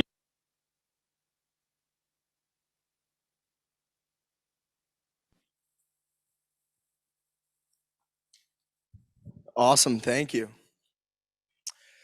Built with the complexities of retail in mind, our next startup, Zipline, helps HQ streamline and coordinate communication with the rest of the field.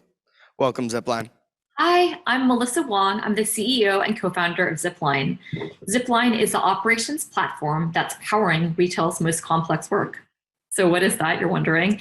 A lot of the changes, a lot of the transformation is actually happening in store, and it's the hardest to control. They're really turning their stores into hubs for shipment processing, making it an experience for customers on the other end. So there's so much complexity that's happening in store today. One of the reasons that I started Zipline was actually because I lived and breathed retail for over a decade and specifically focused on how do I get stores to achieve the brand standards. The reason that our brand strategies were breaking down and that things weren't being executed in store because there wasn't an effective communication solution. And it actually was such a huge struggle that I actually left retail after 10 years to create this solution that I always wanted, to be able to keep up with shifting customer needs, to be able to send communication down to stores about new technologies, marketing, market trends, health and safety standards, and have faith and confidence and be able to have that peace of mind that these things are actually being delivered and stored. So, what is Zipline doing? We're a communication platform. We help manage workload or tasks. I hate the word task because it's so punitive and old school, but we're helping people elevate and give visibility to work and ensure accountability. We're a super easy and engaging communications platform. And as a result, Zipline customers are outperforming non-Zipline customers in execution across multiple categories. It's one of the reasons that we have such amazing customers like Nike and Lululemon, Casper, Warby Parker, Rite Aid. We're helping with a lot of these brand transformations and doing it in a way that really supports store teams. When this all comes together, retailers can achieve amazing results. And it's one of the reasons that the SVP of Global Operations of American Eagle actually said to me, thank you so much for, bringing Zipline into the world, essentially. I've had to roll out so many new innovations, different ways of working, different operational practices from BOPUS to curbside pickup, other new technologies. And I was able to turn on a dime. Our store teams knew what to do. It was an incredibly complex time frame, and it made everything really simple for the organization. You've made me more agile. So that's kind of like the highest praise that we can get, enabling you to achieve your strategies. Thank you. Awesome, thank you, Zipline. And last but certainly not least, we have Sook. Sook is helping to maximize the utility of empty spaces by outfitting them with digital content displays. Hi, I'm John. I'm the CEO and founder of Sook. It's been amazing to be part of the PMP cohort at such an exciting time for Sook. So what we do is we rent empty spaces by the hour for people to do whatever they want in. We've got an incredible digital fit out that you can see behind me that allows anyone to put whatever digital content they want on the walls of a space to do whatever they want inside. Allows you to focus the right times for your audience in physical spaces and not pay for shops on a traditional basis. We are solving the fact that it's very, very expensive and a high amount of effort to occupy shops. And when you think about it, a Monday and a Saturday are completely different spaces at times on the high street. So why would you take a static retail solution across all 7 days? Using Sook, you can focus on the right hours for you, and no longer are you going to have to take a shop for a decade, fill it full of stuff, staff it for 7 days a week, and then hope that it makes enough money on the weekend to make it all economically viable. We take care of all of that and make things much easier for you. And it's not just about big brands. I mean, we're working with Uber, MasterCard, Bradley, SumUp, and many, many more. But it's also about allowing small businesses to thrive. So here you've got some Gen Z Depop sellers, you have influencers. These are people that couldn't previously access physical space, and using our model, they are easily able to generate income for themselves. Our traction is massive. We've got nearly 12% growth week on week in terms of sales, and we are raising money. So our ask is really looking for investment partners. We've raised over £1 million of our seed round, and we're looking for the right partners for the future. Awesome. Thank you, Sook. We're super excited to be joined today by such a great group of startups to discuss the future of innovation in retail tech and last mile. So without further ado, let's get on to our panel. Hello, welcome everybody. It is so lovely to see everyone's faces again. Thanks for having us. We see you, Tanya. Can see you in the plug and play office where we're right above you. Awesome. So, I mean, this is a really, really interesting topic. I think you guys are all covering kind of various aspects of, the kind of consumer journey. So maybe we could start just kind of at the beginning. I mean, something super, super general. Would love to have all of you introduce yourself quickly as well. Just a one-liner to remind the audience what companies you're representing and what you guys do. But overall, I mean, first question, right? I mean, of course, the pandemic has seen a huge shift in consumer behavior, but also I think that corporations are now changing, what they're kind of focused on, their, initiatives, et cetera, as well. So would love to get that kind of perspective. What are you seeing amongst your customers? The change of priorities from the beginning of the pandemic to now that we're kind of opening up and things are, starting to come back to normal. Yeah, if you don't mind me grabbing that first. So I'm Richard, CEO of Uncrowd. We're experience analytics for market share growth. It's been a really interesting curve. So you had that initial explosion of, okay, all of these blocked digital transformations within retail businesses, where people have been bidding for budgets for years and the rationale for doing it had kind of dragged along. Suddenly at the beginning of last year, bang, those budgets were flying through and all of that rush of digital innovation happened so quickly. And it was amazing to see. It was a wonderful kind of gold rush almost. And being in California right now, we know how gold rushes go. The curve comes back down again. And there has been a return to, okay, what do we do to bring that digital experience back into the stores? And we've seen a lot of startups this morning as well that address exactly that point. How do you now blend those two back together? And so we're seeing again a need to understand those investments. How are they paying off? What is happening to traffic in the real world? What do we now need to invest in next? And that's fascinating for startups like all of us to be around. I'll go next. I was like, around. I am Joseph Zaki. I'm the CEO and founder of LokoAI. And so we build synthetic data, machine learning, and computer vision to address a number of industries and problems. We got into brand and retail out of seeing the need for synthetic data to build new products and innovation. And it's been an incredible experience being with Plug and Play. We found a market niche in the brand and retail space for true to fit using augmented reality and computer vision. So as the pandemic has kind of established new patterns and buying behavior, we've noticed that direct to consumer is absolutely king here. But also still facing these problems with return rates and really that's still being kind of a linchpin in a lot of economic loss still with returns. So we're seeing that our technology, looking out a little bit further, we've been talking to a lot of the partners and the mentors with the accelerator, Plug and Play Accelerator. It's been amazing insight into these big corporations, well, both big corporations, but also the smaller ones as well. And now we're working on patented technology to address this true to fit need. So I think for us, like being an innovative kind of trendsetter in computer vision and machine learning, that we're seeing an absolute traction on this side of the space and a whole new market for us. And that's very exciting. I mean, we had not anticipated the reaction that we got, but it absolutely makes sense that the patterns have changed. People are shopping from home and they're looking for frictionless ways to really get their hands on products that are their size in their in the exact way that they expect it to be, and increasing that engagement with customers on a very personal level. I'll jump in here since.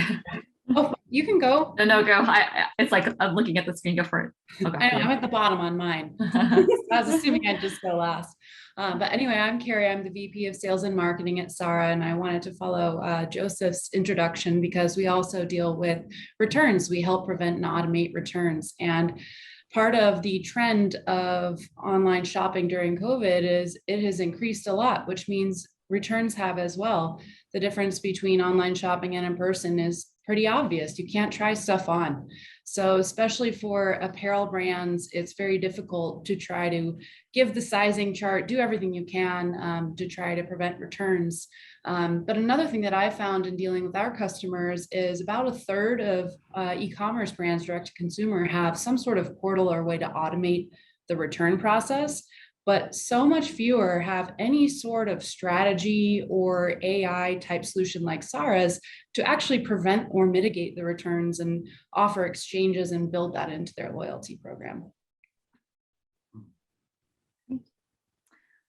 I guess I'll go next. So I'm Melissa, I'm the CEO and co-founder of Zipline. From a return aspect, we handle the more complex part, which is the employees, right? So we're the operational platform that helps drive better execution in stores for brands like Nike, Lulu, Warby Parker, et cetera. So I think, from a store operations and store perspective, there are three key themes that we're seeing as emerging. And I think it's because as we look at our customer data, we see 3x the amount of direction and communication that's been sent pre-COVID. So people, one, are looking at how do I be more agile? Because customers' expectations have changed. And it's not just around one direction or another, like it used to be pre-pandemic. Like, is it like buy online, pick up in store? It's like buy online, pick up on store times 1,000, right? So people are trying to figure out which path is the best path through analytics. How do I be more agile? The second trend we're really seeing is how do I do more with less, right? So we're in a tight labor market across the board, startups and retail alike, which is very, the great resignation has really impacted all of us. And we're seeing, with the bigger complexity to my business, how do I get things done in a more effective and efficient way, potentially with less employees at hand? And then the third thing that we're really seeing is people, you guys, Rocky and Kara, you touched on it earlier, just finally delivering on the seamless customer journey. So retail has always had this promise of the seamless customer journey. And I think COVID has really accelerated anywhere, anytime, in any channel. And how are we best using our different channels to deliver to customers in the way that they want? I've been biding my time to the last bit because I was too much of a coward to jump in. I'm John. I'm the CEO of Sook. We rent shops by the hour, and we've got a cool system where using Canva, you can deploy whatever content you want onto the walls of these spaces, and so rapidly occupy them, at the touch of a button. And what that does is it drives accessibility to shops, and of course, that the one thing we're seeing is that there's a lot of empty shops across the world, really, but there's plenty of people that want to use them. And it's been fascinating kind of supporting a whole new breed of occupier and allowing, a Depop seller to compete with an established brand, because no longer do they need to play the game of real estate. And we're seeing all sorts of different uses, from a guy who proposed to his girlfriend in one of our spaces, rented it for an hour, turned it into a shrine. Bit weird, but she said yes. To established high street brands like Radley, who are a handbag brand in the UK that are using us on a sort of semi-traditional basis and trying to figure out which days of the week make sense for them. So I think it's not really a trend, but I think we're in that wonderful moment where everyone's reflecting on whether what they did before was totally bonkers and adjusting their strategies as a result. And we're trying to serve as many people that are prepared to think differently as possible. I think it's worth adding as well that we've been in California now, and we've been up to Seattle and down to LA for 4 weeks now. And there is a giant difference in feel between the UK and the US in terms of where you are post, and this part of the US, the West Coast, where you are post-COVID. The UK essentially is back to normal. We are essentially not. I mean, it was a shock to be asked for a vaccine passport to get into a bar. Luckily, we all have those things, and we could get our drink, which is very important while you're away. It's very hot in California. You've got to have a cool down. But you guys are a little bit further behind that recovery curve. You've got probably 2 months, 3 months before it comes back. So there's a little bit of nervousness on this coast, I think, about will that come back? Will that feel to these major marketplaces return?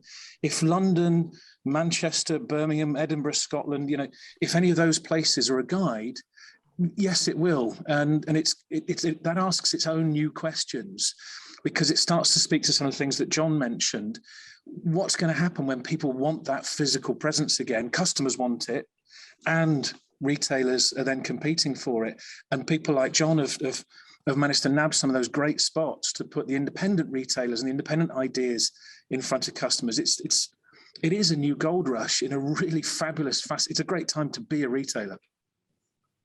I would add to that though, LA, maybe, and the rest of California, if you look further south, like we're in Orange County, California, Irvine, California. Yeah. And so here, it is a different world. So the way that the things operate down here, very different from Los Angeles and Northern California. Probably resembles a little bit closer to the UK, I would imagine. We stopped off in Bakersfield on the way down to LA, and that was a very different experience. You're quite right. Yeah, that is an interesting place to be, sure. And yeah, I mean, I would love to kind of follow on that. Are you in Orange County seeing that there is a rush, back into in-store? Do people want to go and like touch and feel the products? How is that experience? Is it going to go back to the kind of like pre-pandemic stage, or do you really see, I guess, like, consumer habits in terms of like buying everything online staying? And then the reason why I ask is, is there a future, let's say, for example, returns is a huge problem. Is there a future where you can merge kind of like the online and offline experience to a way where we can bring down returns, given that returns in store is only 8%, whereas online it's 30%, right? So like, how can we like merge that kind of online to offline experience and pave a better way for the future?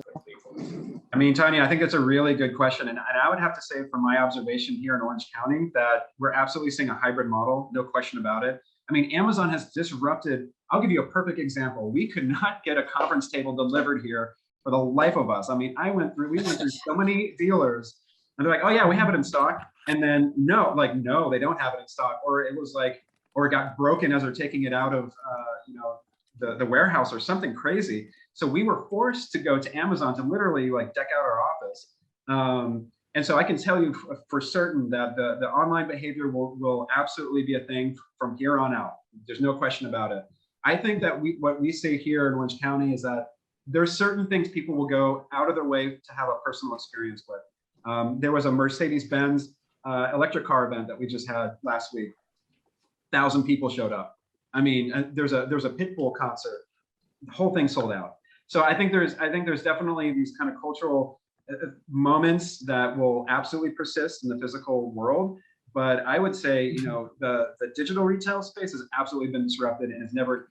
Maybe there is a kind of a bounce, an adjustment going to happen. But I think it's moved in the direction already so heavily in the digital space. I don't see it coming retracting. So I'd like to add on there too. Oh, do you want to go first? No, after you. No. So I would like to say that I agree that the landscape has totally changed. We focus a lot on the physical location, and we have actually seen the purpose of it pivoting, right? So it is really, and it's kind of like gone both ways. It's kind of bifurcating. So the store used to be a place of like commerce, right? Transaction, and we see brands either making their stores a place of experience, community, right? So think like Sephora, think Lululemon, think about a place to learn and educate or do something in interactive in the space, or also distribution hubs, right? Or using employees as part of a distribution channel to either put things in lockers and malls, to run things to the curb, like to give it to an Uber for a driver to deliver to your house. And some retailers are also doing both within one. So experience in the fronts and back end in the back. And that level of operational complexity is, as you can imagine, incredibly difficult to manage. But that's how we do see, and it could be part of returns, right? So I'm looking at the return folks. So we are seeing that manifestation and evolution of a physical location and kind of like those two different aspect points. And I'm glad you went first, because I'm going to agree with everything you said, which makes my life a lot easier. Aside to say, I mean, we're finding that physical spaces are far less about retail. Perhaps, you know, less than 40%. In fact, we make more revenue after 6 p.m. on Mondays, Tuesdays, and Wednesdays than we do in the rest of the day combined, which is pretty telling about perhaps what shops should be used for. And I think also sort of moving to a post-stock environment is not to say that we don't use distribution channels. It's just there isn't the same element of inefficiency around what is currently present in shops. You know, stock was the point of defensibility. The shop was the distribution channel, and now what you need in a space can be much more tailored to the person that's in it, and that is presumably going to be very helpful to retailers in terms of not having billions of dollars of stock sitting on shelves, only some of which gets sold. There's a really important truth here, which needs to be, it's much bigger than all of us, which needs to be recognized, is that what's happened, and incidentally, we are agnostic. We analyze online, offline, the relationship with both. What has happened before the pandemic, and this is the driver of the change, not the pandemic. Human beings don't change their behaviors permanently in such a short period of time. It just doesn't happen. It's never happened. The Second World War did not change things like social equality, for example, despite 5 years of forced kind of women were working in factories, they left a home, there was equality that blossomed, and most of those jobs disappeared by 1946. Human beings don't change that quickly. What has changed over 15 years is that we've gone from being an economy in which retailers could essentially dictate. Retailers, as John said, could say, well, we've got the product, we've got the stock, so we can dictate access to that stock. We can put our stores where we want them to be. We can arrange them in the way that suits us. We can set things up for our benefit. Two things have changed. We have now got massive visibility of our choices like never before. We can see our entire range of choices across the globe. You know, if I want steaks when we get back home, I can get them from the local butcher, the supermarket. I can get them delivered. I can get them from Argentina if I want to, safely, easily, directly. And that combination of massive visibility of choice and safe access to those choices, what that's done is that's put the customer in charge. So the customer is now the person who says, I want it like this. That's the major change. It's not the pandemic.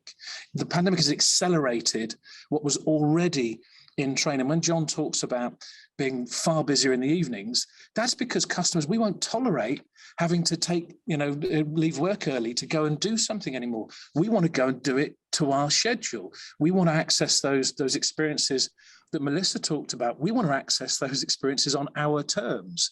And again, the businesses here dealing with returns, we want to sit with a great mountain of options in front of us and send back what we don't want. And the retailer just has to deal with it. Whereas in the past, retailers would have made, I'm the retailer, we would have made horrible rules up to make that difficult for customers. That's what's changed. We can't do that anymore. And that's what's so exciting for all of us. I think a couple of trends that you're touching on, one is personalization. I know, Rich, your company's Uncrowd. If you want to order steaks, there's one called Crowd Cow where you can share parts of oh my God, with other people. But to circle back to Tanya's question, I think one of the things you were alluding to was what are some of the challenges for handling online shopping, and of course I'm selfish in thinking about returns, but for omni-channel brands, another issue that we're facing right now is a lot of returns fraud. So people will buy online, return in store, or vice versa. And so having the ability to reconcile purchase orders, logos, tags, and handle all of the increased fraud is also a challenge. So super interesting theme that we're going with the panel. I love the macro angle. I mean, I think on the last panel I mentioned last night, I just couldn't sleep, so I was watching CNBC, and they were talking a lot about, of course, some major things that are occurring, right? Inflationary periods. Yellen is talking about potentially injecting cash flow or having some kind of interest rate hike. You know, Melissa, you mentioned the great reassessment, great resignation. Honestly, I go to any restaurant these days, you'll see a banner, we're hiring, right? And I've heard of several restaurants that are, you get a free meal just for interviewing, or a retailer that says, hey, you get a free piece of clothing for whatever you're doing. I'm sure this has happened. This conversation is occurring from the mailroom to the boardroom, of, you know, this could potentially indicate that the consumer wage income is not increasing to the level that prices of products are going. And couple that with supply chain hurdles, there could be a period where, you know, consumers are retracting from the store, even despite all the discretionary income that we, you know, that a lot of the more affluent folks have right now. I'm curious on how that's potentially affecting your pitch, your conversations with retailers, and how you're thinking about that. There's a really good example of that, Kevin, that if you look at the Japanese economy at the turn of the century, when all of a sudden consumption reduced dramatically and savings ratios shot up, you had a situation where the economy essentially tanked. You have to have consumption to be able to pay for Medicare, to be able to pay for the building of roads, to be able to pay for education. Consumption in our political system drives the availability of public money to improve the world for everybody.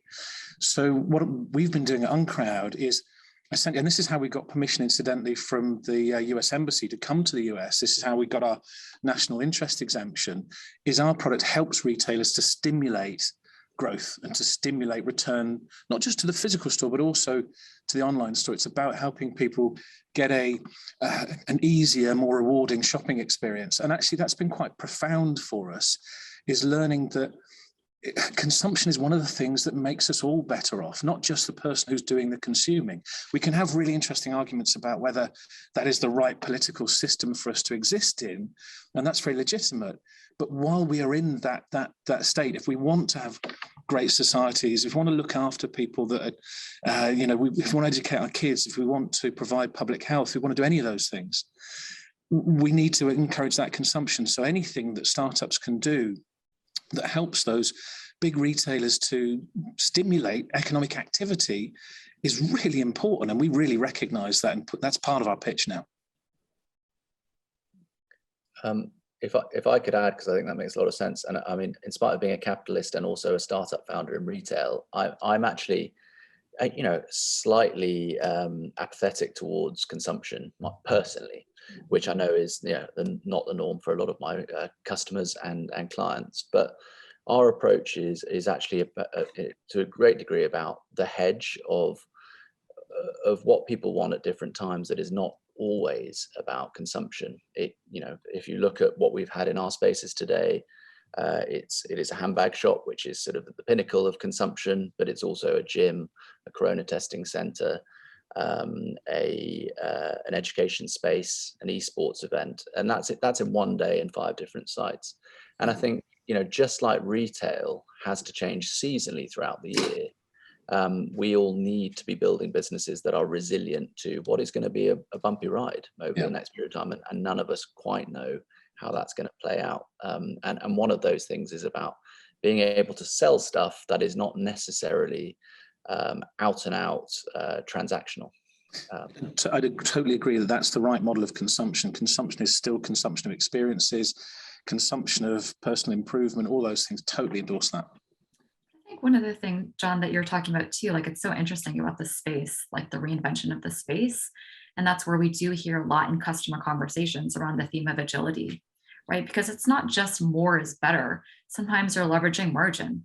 Sometimes you're averaging price per square foot in the store footprint, right? Sometimes you're anticipating what's going to happen. And Kevin, I think, you know, like you're talking about all of these changes that have happened at, like, you know, rapid speed over the past year and a half, social unrest on various, you know, pieces, the pandemic, which we've never had, and, you know, changes in consumption supply chain. So like the only thing that's constant is that change is constant. And so how can you set your business up for success by being more agile, and being able to move more quickly with all of your constituents, whether you set up a COVID shop or not. That was pretty cool. And I would love to ask, maybe Joseph and Carrie to jump in here, but kind of the importance of one, agility, but like how to be agile. And I think like really that's like about, data, understanding data, using data, like that's probably the first step. For example, at Loko, you guys are essentially creating like a synthetic data environment, which means you don't actually have to, manually collect this data from like real life feeds or whatnot. You can actually create your own training data. So would love to, and then for Carrie, you guys are tracking every kind of moment of that return process in order to then figure out, hey, we can make a recommendation, do something better. So would love to get onto the topic of data and just like how retailers should, probably yesterday should be using data in various different ways, et cetera. Absolutely. We are a data-driven company. The reason that we're here is, our technology relies on data and great data, not just okay data. And it's funny because also our business decisions and the business models that we create for Loko are all data-driven. So I think like that we embrace that spirit that you really need some concrete details to be working from and also be providing your customers. So when you get data right, the reality is that you make them more efficient, you make them better. They see into their business at a much granular level than they've never seen before, and they can make better informed decisions for the future. So they can predict, they can see patterns maybe that have been hidden. They can think about, changes to come and kind of just changes that they may not be so obvious sitting in front of them that they're so concentrated on. And that's what I think ultimately that data does, is that it helps reveal things that aren't so obvious all the time, so that you can better prepare for not just the future, but where you're spending your money, where you're spending your time, how your resources are being spent in this moment, and how that'll affect you if you continue going down the wrong path. So I think it's really insightful that it ultimately becomes a human issue, right? That we're talking about humans becoming more efficient and using the human resources to a better degree, and using the science of the data to really drive that human decision making. So we always put the human at the center of the solution here, because we're not replacing humans here. It's not about automating humans out of the equation. It's about using all these data points to make better informed decisions so that you can go faster, you can be more efficient, you have better insight, you can better predict, better prepare, and see where you're spending your money in ROI. Yeah, to echo what Joseph's saying, when I think about the AI tools that Saara provides, we think of them as more of a surveillance tool to provide real-time data so that store managers can make informed intervention and strategic decisions about what their returns policy should be. So the difference between when you go to manufacture a product, you look at, okay, how can I make this a high quality product at a low cost and quickly? And they're all those things are fighting each other, but AI doesn't get tired. You can actually get high quality data at a very high speed for a relatively really low cost. So for online retailers, the first step to actually leveraging that data is collecting it. And so that's, even though returns portal may seem like a very basic thing to put in your online store, it's a mean to a very powerful end, which is having returns data that you can then use to make these decisions. Yeah, and again, totally endorse that view, Carrie. It's so essential. And one of the really fascinating things, and this is, you kind of have to admit this is a shortcoming myself in the past. I've been a retailer for 36 years. So I've seen, our first head office didn't have computers. We didn't have PCs. We just did everything on the telephone with typewriters. And yeah, what did you do in the war, Grandad? But one of the things that we've noticed is that was a time of very muscular decision making. And I mean that in a very gendered sense. It was very much about big choices. And often those were just wrong, because they weren't supported by data, but people would have this big, I'll pull in all my insight resources and I'll get them to support my hypothesis no matter what, make big choices and big investments that often would fall flat. And what we're seeing now is exactly, Melissa said this really clearly, it's a more agile approach, a more data-driven approach, as Joseph said, that allows us to almost relax a little bit and say, well, do you know what is the data really telling me about what this experience should look like? What is the data telling me about what my customers are getting elsewhere that perhaps might draw them away from me? What really do people want from me? Is it what I think it is? Or actually, is it much more nuanced than that? Or is it really shocking and surprising? And we're finding in practice, so our data looks at the entire marketplace, not just the individual retailer. So I don't know, if you're Gap, say, you look at the entirety of the companies that can service your particular space, and there you get a chance to almost shrink your ego down a little bit. And if you can see from the data that this mission is being serviced way better than you're able to do it right now here, you've suddenly got all those data points that allow you to do something about it. Either build something that works better as Gap, that does something differently as Gap, or that does something brand new. I thought it was interesting. You said relax a bit with the data. Maybe on the startup side, but I find that all of our solutions make our customers at first panic a bit, because they don't even know how much incidents and how much stuff is actually going on. They think they know until they see it deployed, and it is shocking every single time. It is shocking every single time. And then they're like, oh my God, like we have to get now management involved, and we have to like reverse course. But these are the right things to happen, right? Like you have to be open to that, because the data will point in a certain direction, and you have to be willing. The organization that you're serving has to be willing to adapt to that.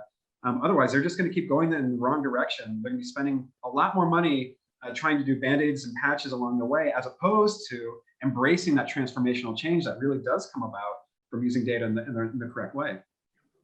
And I mean, we're all keep agreeing with each other, which is a bad debate, isn't it? We need a couple of arguments, but I totally agree with that as well. And we all work in an industry that's deeply inefficient, be it in terms of supply chains, be it in terms of too much stock, too many shops, probably too many people.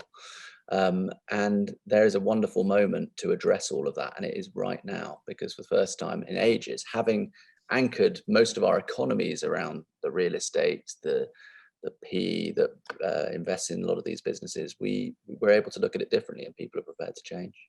Well, John, I think my spicy counter opinion is that a lot of retailers have that data, and they have those dashboards and all of their capabilities, but there's still a bottleneck, right? I mean, decisions, Melissa mentioned the agility aspect. That's one aspect. The other aspect is that, a lot of times the most senior level executives are, started at the store level and worked their way up. To Richard's point, maybe they started on typewriters or telephones, and it was about adding gusto to the decision, and that led to amazing serendipity. Like they were able to find a store merchandising decision that maybe the data or some kind of insight said this won't work out, and so forth. So I'm curious on data quality and data governance, and how you influence that, because sometimes the information can point to something, but then the personality and the experience is still valuable in making key decisions. And I'm curious on how you handle that with your different stakeholders. That's why what we do had to exist. I had no intention to create a startup. I wrote various books about retail, and one of them I wanted to tackle this idea of understanding preference between one retail option and another. It comes down to something we call relative attractiveness. How do I know if I'm relatively more attractive than an alternative? We call it RA. And so from an academic perspective, I was forced, because I'd know it wasn't a thing. I wanted to write a great idea, to take cognitive bias out of it, to take confirmation bias out of it, to take those heuristics and biases out of the data, so that you had a cold, hard, objective reality displayed, and a mechanism for then applying the rationality of customers, of mission and mindset on top of it. And that was the big breakthrough in doing that, because that gives you that cleanness of data. Because honestly, a lot of customer insight, and insight people are really frustrated by this, a lot of customer insight is used to just give some credibility to a hypothesis, so that if that hypothesis fails, at least the person who put it into play doesn't get fired, because they were able to say, well, there was evidence, but something else interrupted that data. So you're absolutely on the money there, Kevin, that we have to make sure that any data we offer is kind of unashamedly neutral. that is able to speak for itself. And we submitted a paper to a client this morning where I was sweating until yesterday to see whether or not their brands would come out of it okay. Because, there's always that challenge that you're going to give them something that says, well, actually, there's a whole bunch of mistakes been made here. Luckily, there was plenty of good things in the list, but there were also one or two things that were very hard hearing for that client. And I think it's incumbent on all of us to make that part of our data reality. And actually, Joseph said it, you've got to put things in front of people that they don't expect, providing it relates to the truth. You know what I'd add to that as well? I'm Alice, I'm VP of Customer for Uncrowd, and I work with both of them here.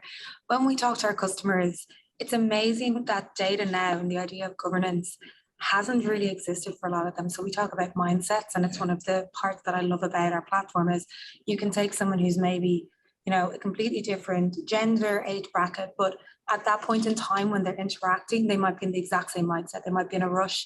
They might be on the exact same mission. And that idea of that being so new, I think is reflective of the point that actually a lot of decisions are just made on, our consumer is someone who's looking for a new household good and there is no governance. Yeah. So actually one of the beautiful things about data now is that it describes how people are feeling, not just what happened.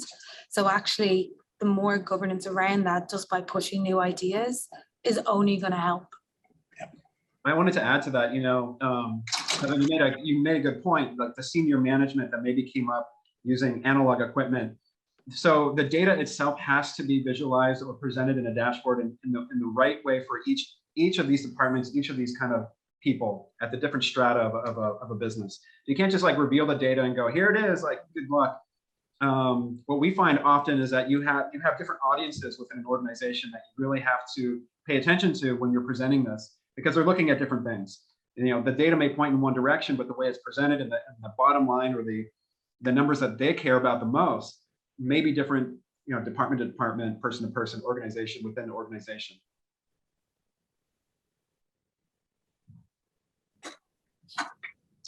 Alrighty, folks, what an exciting panel. I wish we could talk for hours, but we are out of time. Thank you so much for joining, and it sounds, good to see you, Richard, right there downstairs, and we'll see you soon, and everyone else joining virtually. Sorry we couldn't keep Rocky quiet. I apologize for that.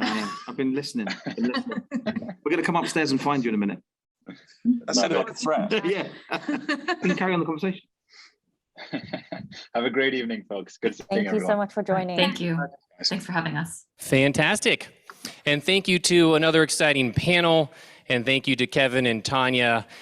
Took a lot away. It's okay to have some spice. It's okay to have some agreement, especially around data-driven decision-making and the Silicon Valley technology world coming together with the brands and retailers who have such dominant reach to their consumers. Which brings us to our next group of startups. Remember after the pitches to vote on the polls. And now our industry in retail has been in social commerce for quite some time, but there continues to be incredible innovation in the space and a massive move towards more media and content creation. Partner that with a consumer mandate around environmental responsibility, and that's what you get for our next group, social commerce and environmental responsibility. Up first, a unified platform that celebrates creators and brings brands and audiences together around Black content. Welcome, Blacktag.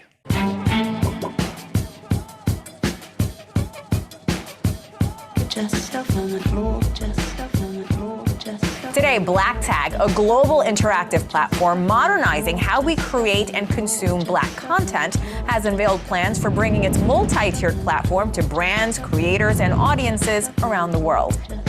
In the world of entertainment, Black creative power hasn't always equated to economic power. Now, a new streaming service called Blacktag hopes to change that. The digital platform, which will officially launch in 2021, has already inked partnerships with major artists like Issa Rae and Common. Founders Akin Adebowale and Usman So joined us with more. Blacktag is a global platform for Black content creators and then the brands that seek to reach our massive audiences. It's pretty much a hybrid between an entertainment platform such as a HBO or Netflix and a social video platform like YouTube. So, we kind of combine the powers of both to create something like this. When you look at Black culture, we set a lot of trends in mainstream culture and we define a lot of meaningful activity around the world. And so when we looked at it, we often see that a lot of major divisions are targeting Black creators and Black audiences, but a lot of the times they're not benefiting from that creativity. And so we saw a need for a world to be more inclusive, not just in terms of working at these companies, but more so inclusive in terms of capital and redirecting capital towards their value, towards their creativity. One of the things that we focus on as a company is this concept of the alternative Black audience and artists. And so that's a major trend that we see also helping us future-proof our platform. So this idea that new approaches towards content consumption, towards content creation, just ideas from politically to economically, artistically. We're starting to see an overall shift towards a much more progressive approach, a much more international and global approach. Our product is really broken down into 4 different categories in terms of content. Starting off with sponsored content, working with brands to reallocate and position creators to create meaningful content. Blacktag is acting as a creator studio. So, we're developing original content in-house, long form, short form series, syndicated series as well. And the third bucket is licensed content. So licensing original content from the past that was very meaningful towards our culture and towards the growth of our culture, and owning back some of that IP. And then the fourth component of that, which is user-generated content, allowing the creators to find this as a destination to come to allow those brands to find them and to help them incentivize to create more content for a community that's specifically geared for them. One of our key issues that we're solving, kind of the key driver that we're building Blacktag on, is this idea of like Black creative power can and must equate Black economic power. And so our approach is, we're a very small part of this global movement. But our focus is leveraging Black creators and Black creativity and Black art to help close that economic divide and that gap. Our plan is to not only announce this company publicly, but globally as well, and allow creators who are underserved to find a solution around what we're building. We are acting as a creator studio today, creating partnerships, creating content in-house, leveraging the database of creators that we have, and putting them at the forefront of creativity, and then allowing these brands to touch into them. So, utilizing that capital to build something very strong and meaningful content that really engages audiences in a different way that's never been really done before is something that we're really excited about. And so, I always like to say, 2020 is our generation's 1968. And so, it's kind of a call to action to say, what are we all doing collectively to contribute to this global movement? We are very connected to this idea of always being at the forefront of creating. But there's a subset of that, there's a separation of really this equating and giving back the power to the folks that are creating that. There is no culture without Black culture.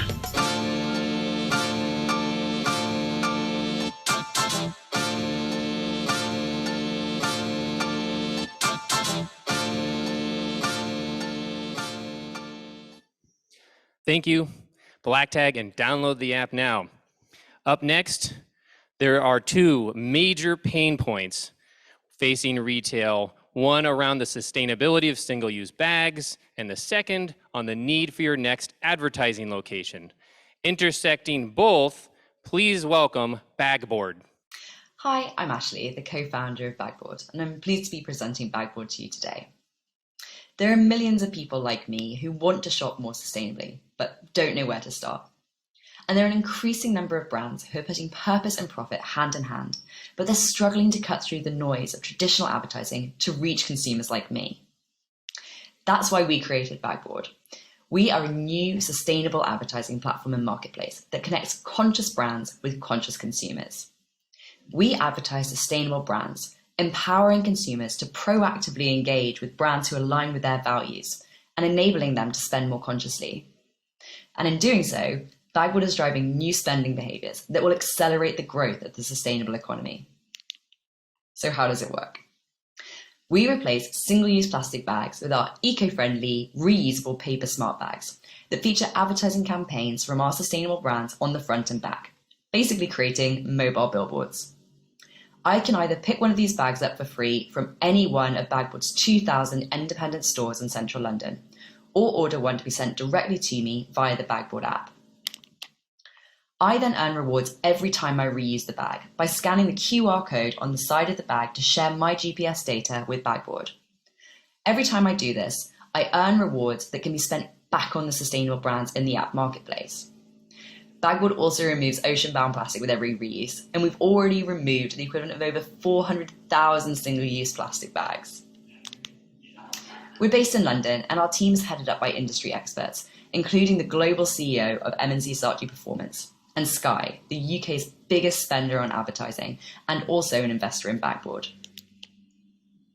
To date, we've raised over 3 million to develop our platform, and since our launch only a few weeks ago, we've seen huge traction, with over 4,000 user downloads, oversubscribed campaigns from over 35 sustainable brand partners live at the moment, and write-ups in the London Evening Standard, Forbes, and many more. We are working towards a huge growth campaign planned for next summer to flood London with campaigns before expanding to 55 cities around the world over the next 3 years. We're now looking for brands to partner with who want to drive sustainable spending globally and to use their advertising budgets to have a positive impact on people and the planet. Thanks so much for your time, and I'd love to take any questions. Excellent, and thank you, Bagboard. Seeking carbon neutrality or to reduce your carbon footprint, Vaayu can help lower your environmental impact. Welcome, Vaayu. We're the team from Vaayu, and we help online retailers track and cut their carbon emissions in real time. We started Vaayu at the end of 2020, and we recently closed a pre-seed funding round of 1.5 million led by Capital T.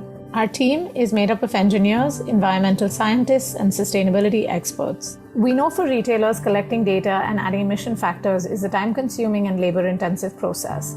Vaayu wants to change this. Online retailers can connect their point-of-sale system with 3 clicks. For stores not on standardized platforms, we have an API that they can integrate into their system, making the calculation both automated and real-time. Brands can then choose the carbon footprint calculation modules to suit their business. Vaayu helps brands identify detailed reduction measures, allows businesses to offset their unavoidable emissions, and communicate their sustainability story using seals and other communication materials. What I really love about Vaayu is that it seamlessly integrates into our shop platform and magically shows all our data in an easy-to-use dashboard, calculating our carbon emissions real-time. Until now, there has been no service and tool that gives us this quality of data and precise calculations that we can actually trust. Previously, we had the data spread across so many different places.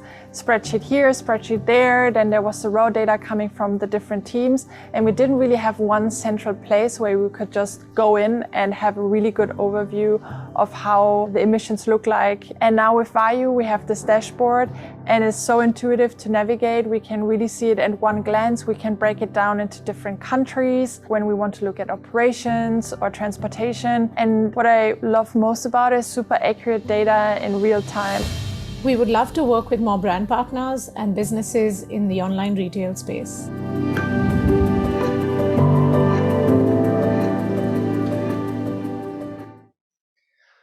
Thank you, Vaayu. Now, the peer-to-peer resale market and the circular economy are growing exponentially.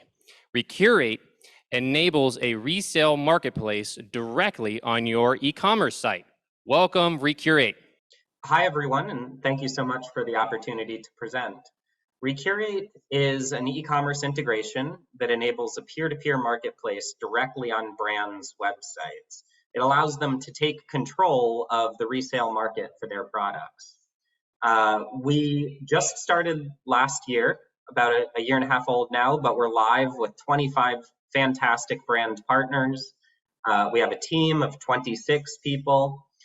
Including a whole lot of experience in brands, e-commerce, and re-commerce. My background is that I was formerly at the trade association that represents the largest retailers and brands. My co-founder Wilson was at Gap Inc. for 6 years. Karen Dilley has a long career in resale, most recently at The RealReal. And then Cynthia Power, our head of brand success, built and led Eileen Fisher's Renew program. Recurate is a very straightforward experience enabled directly on a brand's website.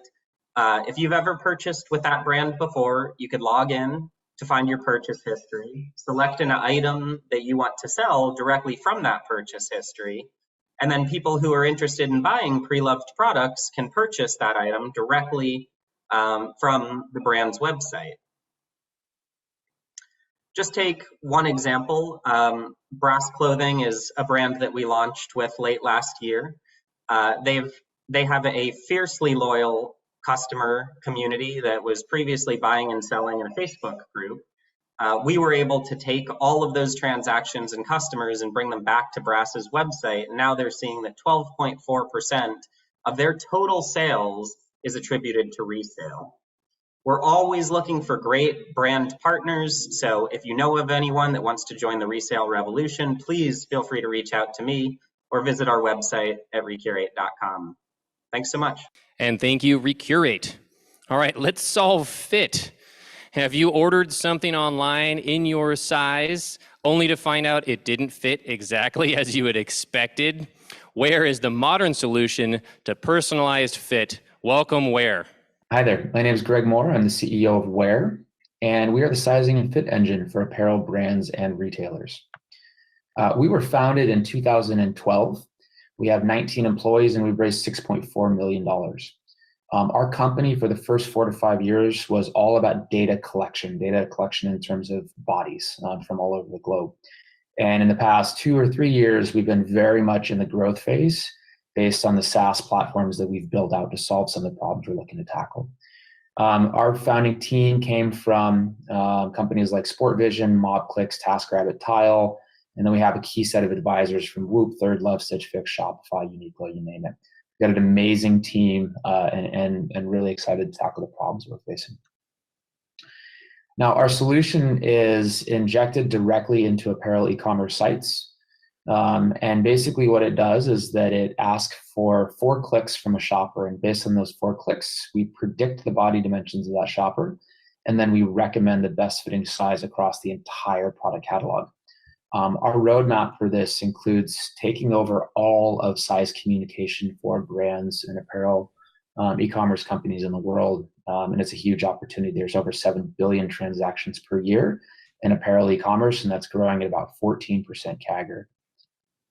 Now, after a shopper uses us on a site, we're capturing their body dimensions, we're capturing their order history, returns, reviews, also geolocation in the world, and any of the marketing parameters that brought that in. We correlate all that data together, and we provide that through a set of insights and advanced analytics to our customers to help them with product design, inventory management, and marketing strategy. Essentially, Wair is the flywheel that creates efficiencies and profitability and sustainability for brands associated with sizing. Now, we've added 60 storefronts in the past 4 months. We're growing very, very quickly because we are a differentiated size and fit recommendation solution with the ability to enhance a business from the back. In 2021, we're going to bring in about $5.2 million worth of revenue. We've also hit about 16.2% month-over-month growth rate, almost completely organically. So as of right now, we're really looking towards the injection of capital in order to add fuel to that fire. What we're here for to ask for is we're raising a $12 million equity round. That's going to help us to reach a $10 million run rate. And we anticipate getting there in about 18 months.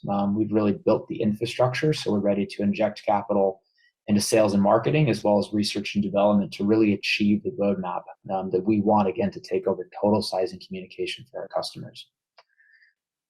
That's it for me. I know this is a quick pitch, but at the end of the day, we have the timing, the team, and we've executed and we know how to execute, and we're looking forward to that. What we're looking for is capital with a vision, right? Capital that understands that this is a growing, huge opportunity in front of us and wants to work with an amazing team to get there. Thank you so much for your time. I appreciate it. And thank you, Wair. Remember to fill out that poll that pops up. And it is my pleasure now, what a fantastic group of startups, to introduce the next panel. This is based on this category, social commerce and environmental responsibility.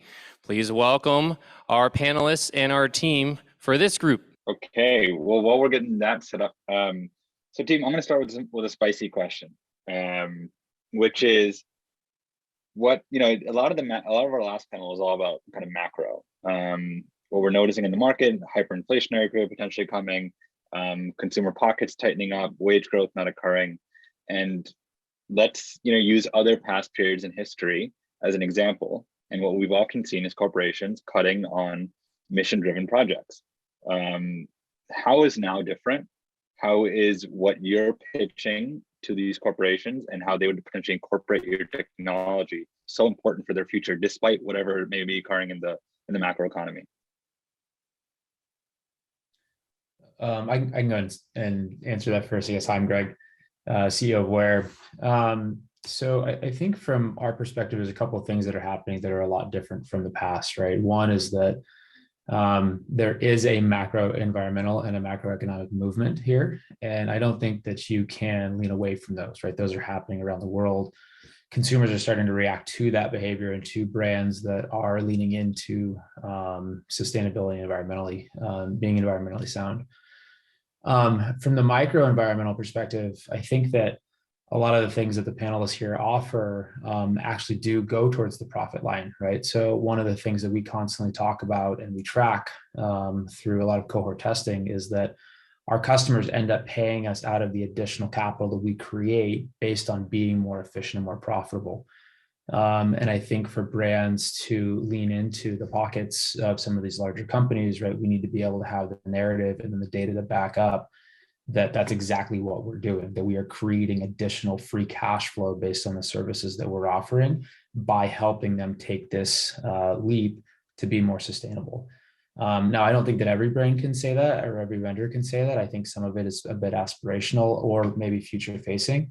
But at the end of the day, being able to tie back into the profit level of each one of our customers is really a way to help move the needle from the deployment process and the growth process. Yeah, I think just to add as well what Greg was saying, I felt a lot, especially on the macro side with corporations, you're seeing a lot of where the investment flow is going is much more within the sustainability space and funding innovations. And I think that's because there's both there is an impact for consumers, then consumers are driving that as well, voting with their feet. Something we try to do at Bagboard is try to redirect a great amount of spend into sustainable brands and try to change the entire sort of economics, that if there is more spend going towards those brands, it then creates a behavioral environment that to be competitive, you also have to address those issues and tackle them head on. So I think a lot of these, I think real tackling like the biggest challenges we face more so now than ever, and it's not just within sustainability, but it requires collaboration. And we're seeing that ever more now between corporates and consumers on the ground.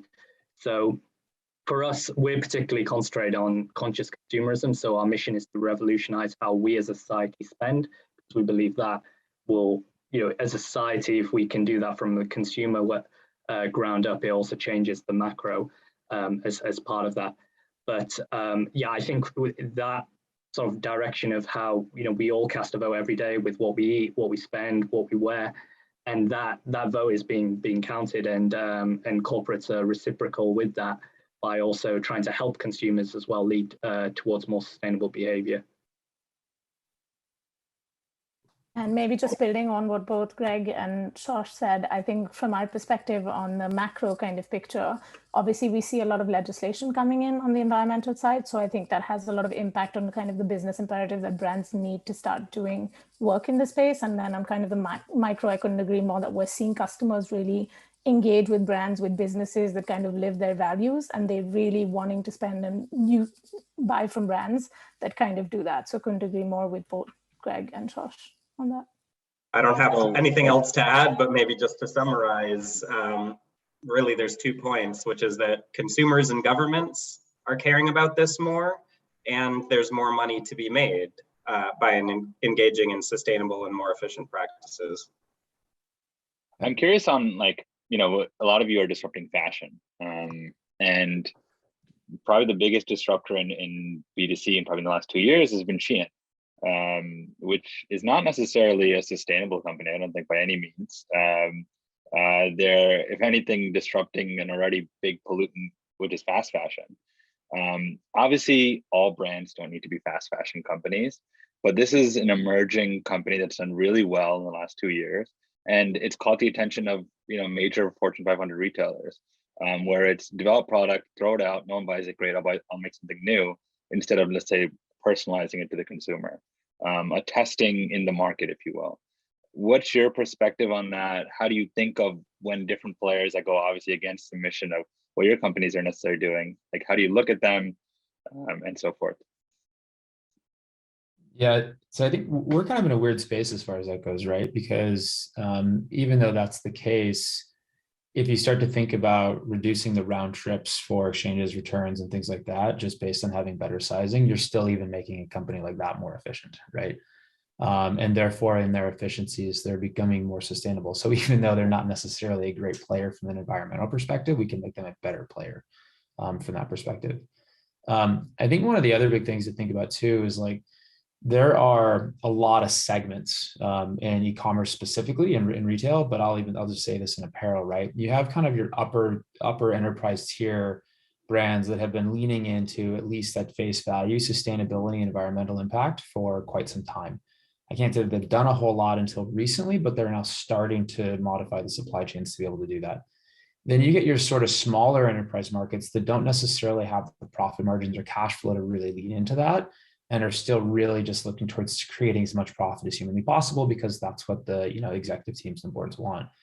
And then you sort of have this whole other layer of mid-market and D2C, and unless they have established themselves as a sustainable brand in the first place, it's likely that it's an afterthought at best. And so again, you know, when we look at this market, you can have these teams that really lean into sustainability, and they're starting to really do some great things. But the rest of the market still needs tools to help them become more efficient and more sustainable with their current operations models. And so as we look around the room here at a lot of the entrepreneurs, it's like, where do we create these modules that can plug in to these brands that can't truly invest in innovation to become more sustainable as solutions providers for them, to help them sort of start to bridge that gap. And I think that's where you're seeing a lot of the investment in the space, or should be a lot of the investment in the space. Yeah, I think also probably to add, I didn't quite catch the name mentioned, but I got the sort of the gist and the ethos. I think it's, you know, it's often one of those things that we're trying to really tackle, in that often, you know, as has been in the past, it is difficult both for consumers and businesses to be sustainable, to change entire supply chains and to rewrite, and also to really, it's not necessarily such a straightforward black and white area in terms of doing guidelines of what is sustainable. And I think that often sometimes that can be confusing for the consumer. It can become confusing for companies about the best ways to do things. But I think if we can get through a model where those that are, you know, necessarily being efficient and also being sustainable with their practices are economically incentivized, I think that's one of the ways that you can really tackle a lot of that very much disposable type of economy. So as part of that, there are different ways of approaching that, and there's so much great innovation out there that does look at it. One of the things we do is try to incentivize people to promote those brands so that they're able to get a digital currency to make it more economically incentivized to spend on those brands, versus, let's say, within the fashion sector, those that are really being able to be able to see the guidelines, the sustainability factors behind it, but also economically make it good. Because we all, as consumers, whether we like it or not, we make choices as well based on economic means, at least on the mass population. So if we are looking at real mass adoption in terms of changing real behavior change, which is difficult at best, I think that there has to be a component of an appreciation of the economic factor and being able to help people with that as well as businesses, of course. And I mean, just one quick thing to add there that I would say is I think sustainability always is a journey. And I think we're kind of along that journey. And I think will take a while to get businesses and to kind of move the trajectory. I think we've seen a move in the space in the last couple of years that we hadn't seen in the last 15. So I think also we're seeing consumers change. We're obviously not there yet. We're seeing brands change, but I think for us, it's about the iteration and about trying to move along the industry and support where we can and kind of help brands along that journey and provide the tools for them to do better and understand the impact of their business, essentially. Yeah, I mean, a quick question about kind of Shein and the whole, fast fashion culture amongst the youth. I mean, traditionally, I think initially we thought that the youth were going to be the drivers of kind of sustainable fashion. They're going to really be the ones, Depop and all the like kind of thrifting and all of that kind of culture. We're thinking, yeah, they're going to really make the change. And then now that Shein comes along, you realize that ultimately, it still comes down to money and affordability. Would love to get your thought on like whether that has changed your understanding of Gen Z and the youth, or do you think that it's just like, all right, currently they might not have the means to buy, a little more expensive garments, etc., that are sustainable, but they will move towards that direction? Would love to just get your thoughts on this youth and the Gen Z. Yeah, sure. Sorry, go ahead, Adam. Just figured I'd try it this first. Not that I'm an expert at Gen Z by any means, but I think it's hard to tag one whole population or generation in any particular way. So, they're not the generation that's going to save us, nor is the millennial generation the generation that's going to save us. It's really everyone. And if you look at and dissect any generation, you're going to find that there's a ton of perspectives and differences amongst them. So, there's not a one way to describe them that, they're the generation of Depop or the generation of resale. But I think we're trending to an all of the above future. And where I focus at Recurate is resale. And we're finding that Gen Z and millennial generations are the ones that are primarily driving that. That's not to say that they don't also buy fast fashion. They do. But they're also driving a whole new trend, which is to engage in resale. And frankly, they've made it cool to buy used products, right? It's more affordable, it's more sustainable, and it's more unique. So I think brands are going to need to get into that, but they're also going to need to rethink their business models in other ways as well, because no generation is one-dimensional. Yeah, it's a very good point that I think Adam's made across that, because Depop's a really good example because they've done incredibly well and built a really incredibly successful business. That's a template for a lot. And I'm just based here in the UK, see a lot of businesses that are doing very well off that model. And I know as a business Bagboard, we definitely do sort of attract a lot of people within millennials and also Gen Z. And so from taking my sort of reference points, I can see that behavior is changing gradually from a fashion perspective. So I'm very sort of positive and optimistic around that, because I'm also seeing other businesses that traditionally you wouldn't class as sustainable, but are investing a lot in changing their entire supply chains. And like Namrata mentioned, sustainability is a journey. As part of that, it's very difficult to expect businesses that for hundreds of years have had a certain way of operating a supply chain to change overnight. So we always want to see things moving in that direction. But I feel like a large part of this that will change things even further and accelerate is the ability for people to see like the visibility of impact, almost like scanning a barcode, seeing exactly how it was made, the whole transparent. And I think just being able to see the transparency of that journey will really help lead more people to make the choices that they would like to make, but at least be informed as part of doing it. Yeah, and in some ways, you're making it gamified, right? So I guess like Namrata, that's what you're working on. You're kind of like, hey, look, this is like the actual visual impact that you can see. I mean, I would love to also hear from your perspective, what's the biggest pushback you've gotten from brands and corporations that want to work with you, but may not be able to do so for certain reasons? So I think for us, obviously, the business imperative is there. They understand kind of climate change is important. It's important to customers. I think sometimes the biggest pushback we get is for brands having the capacity in-house to have the teams and the people to support and the people to understand and kind of help them along that journey. So we're trying to simplify it as much as we can. So basically it becomes accessible to people who aren't experts, because we hear a lot, we're not experts, we don't have the expertise in-house to kind of break down what does carbon mean, we don't have kind of the technical skills. So we get a lot of pushback on the technical side. So for our kind of takeaway and what we've learned from that is we need to make it really, really easy for brands and businesses to understand the complexity and boil it down in a way that you can really synthesize and make it easy to understand, because I think that's the biggest pushback is we don't understand what all of this data means. We don't understand the complexity, and one thing you do has a massive impact on something else. So you also need to boil all of that down so you don't kind of go away and do something massively at scale that then has a negative impact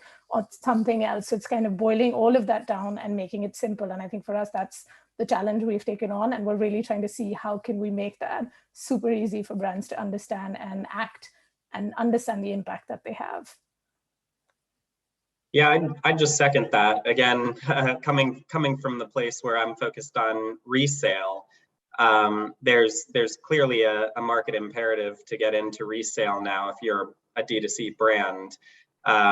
Every brand that we talk to has, no surprise, searched for themselves on Poshmark and Depop and eBay, and they see that there's thousands and thousands of listings for their products, and they're thinking, who are these customers and why can't I interact with them? So the need is certainly there. I don't think we find any obstacles in that. But brands tend to have relatively small teams, relatively small budgets. It's a small margin business. So as much as possible, if we can make it simple for them so it doesn't take long to implement and they see value as soon as possible, then it overcomes whatever hurdles they might have just internally. Yeah, I think one of the other, go ahead, Josh.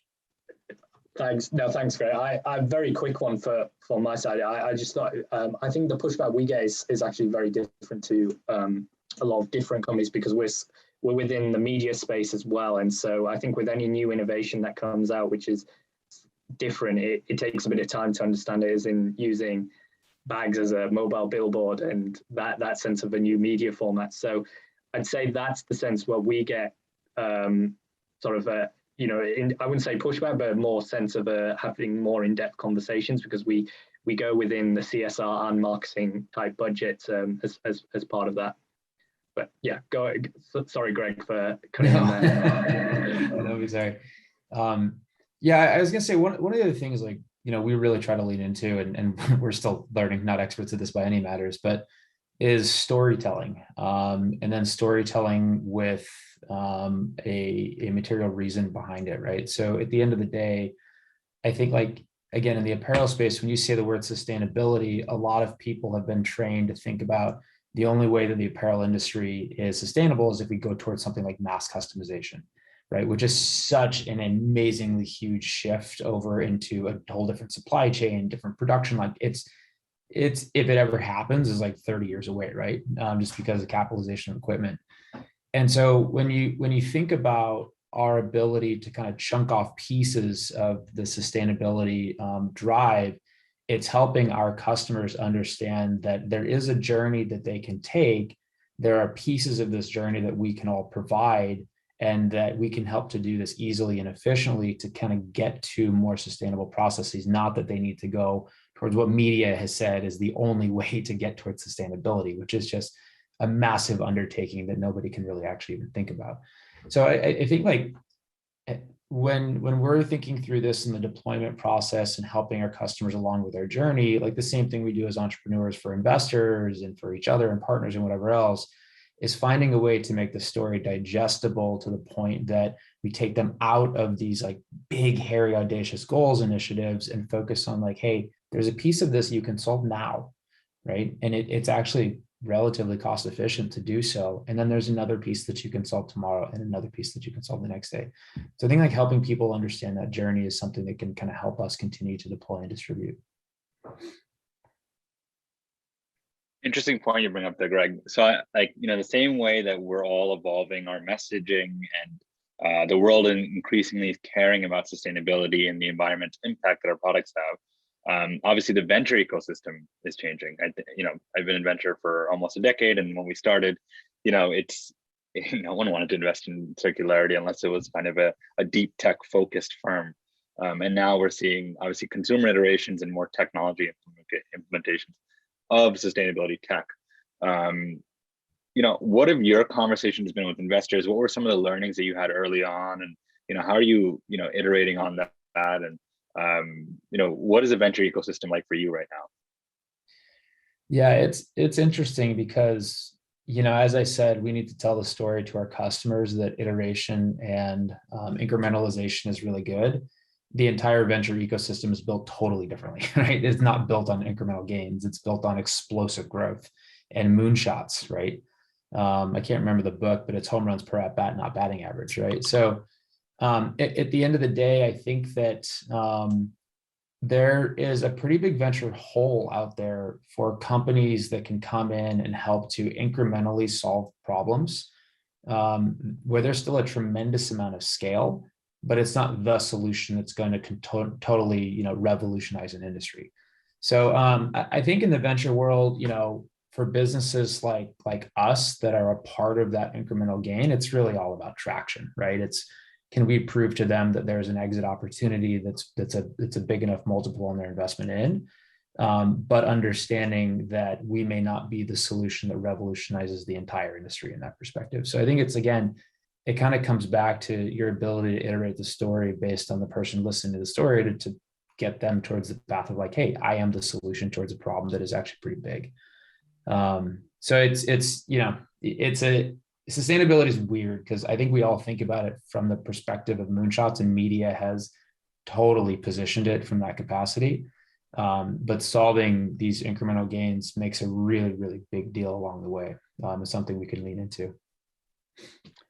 Couldn't agree more with Greg. I was going to say that someone said to me, I think a couple of months ago, and I think it really struck and kind of is very much along the lines of what Greg said. It's in venture, you're kind of taught to think winner takes it all in a market. And I think this is a super different market because you need many, many people to win for us to be solving the problems that we're solving at scale. And there isn't going to be one winner across all of sustainability, but there's, as Greg said, many, many different things we're all kind of trying to work on and fix, and even super nuanced, complex things that you'd have like a winner doing like one small part of the problem, but taking a huge piece of the pie. And I think it's just a little bit of a mind shift to think about the fact that lots of people need to win. You're not going to have one kind of carbon unicorn. You hopefully will have 100 or a couple of hundred because a lot of people need to be working on the problem. And I think that mindset needs to change a little bit to say that lots of people need to win in this space for all of us to actually win in the long run. And I think that's quite a big change from kind of how venture has been done for a long time.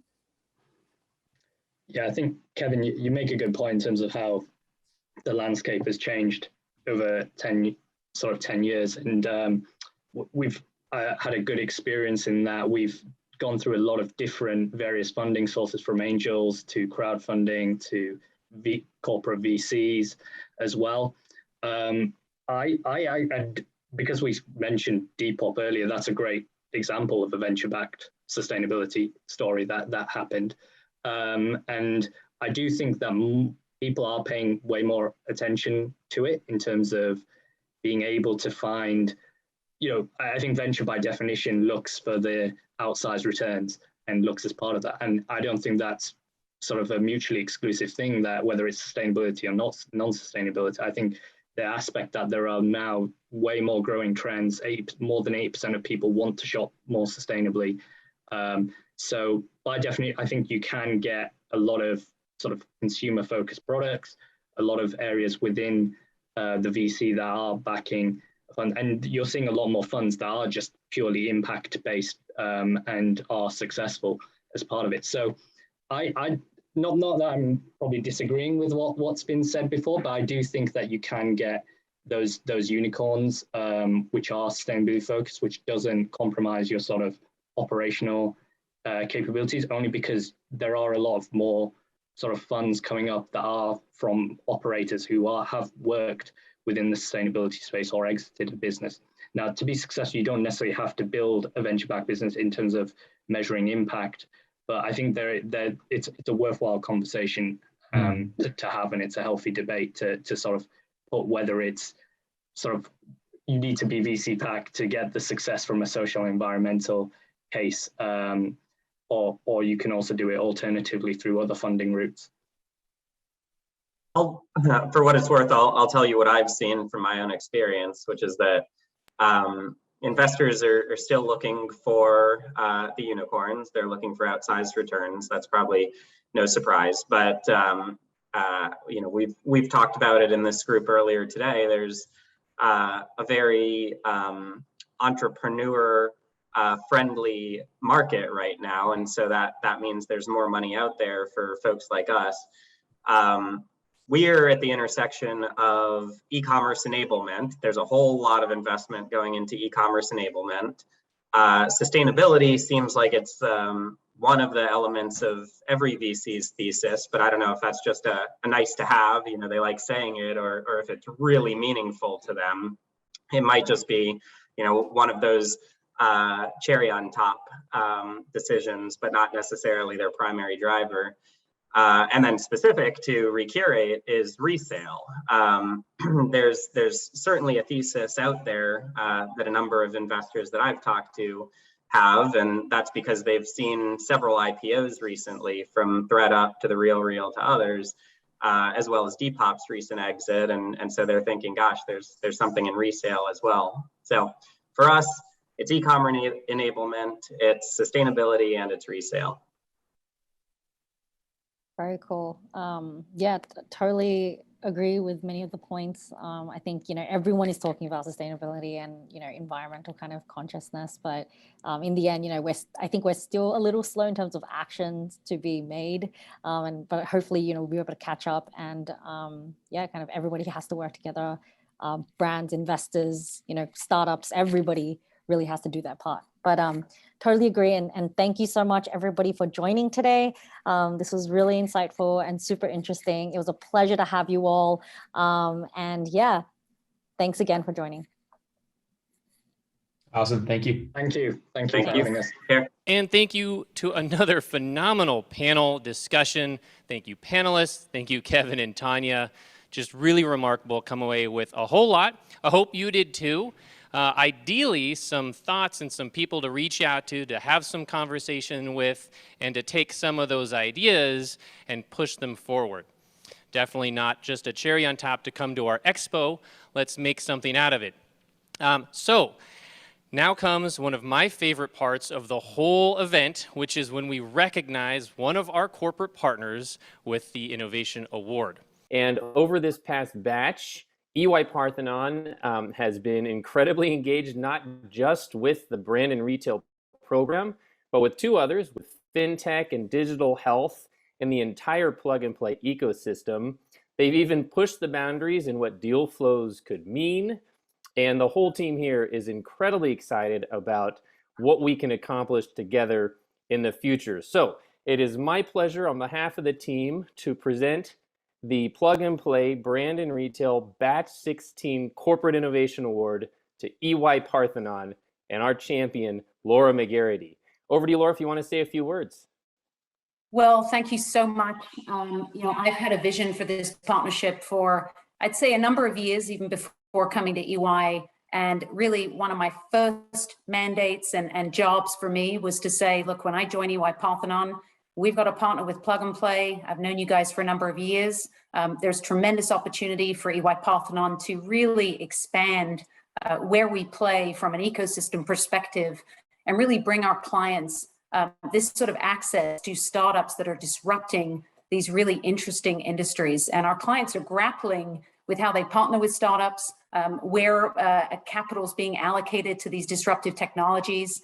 And so through this partnership and with your help, you guys have been just amazing at engaging with us and bringing our clients in. We've really been able to not only just expose them to the art of the possible and where disruption's happening, but really immerse them with startups specifically to identify partnerships and ways to accelerate those capabilities and really bring innovation from the outside in. and everything else in between. So I could not be more thrilled. I'm excited to continue to expand the partnership. We have big plans coming up to launch a new platform with you guys that I'm thrilled that we're shaping together, and we'll bring more value to our clients in the future. So look forward to an ongoing partnership, and really, really, really appreciate, and I'm so excited for us to be winning this award. So thank you. Woo! Roaring with applause. And we'll hear a lot more from them later on, so stay tuned. Now, for you, here still with us, please join us tomorrow as we keep the Plug and Play Fall Summit 2021 going. Day 2 will be food and beverage, followed by media and advertising. I really hope you had a great time today. It was a great celebration of all the startups and corporations, our partners and our investors and our entire team here. And we can't do it without you. Think about joining if you are interested in what we're doing and you want to be a part of 2022, which I cannot wait for. Reach out to the team and your Plug and Play team members.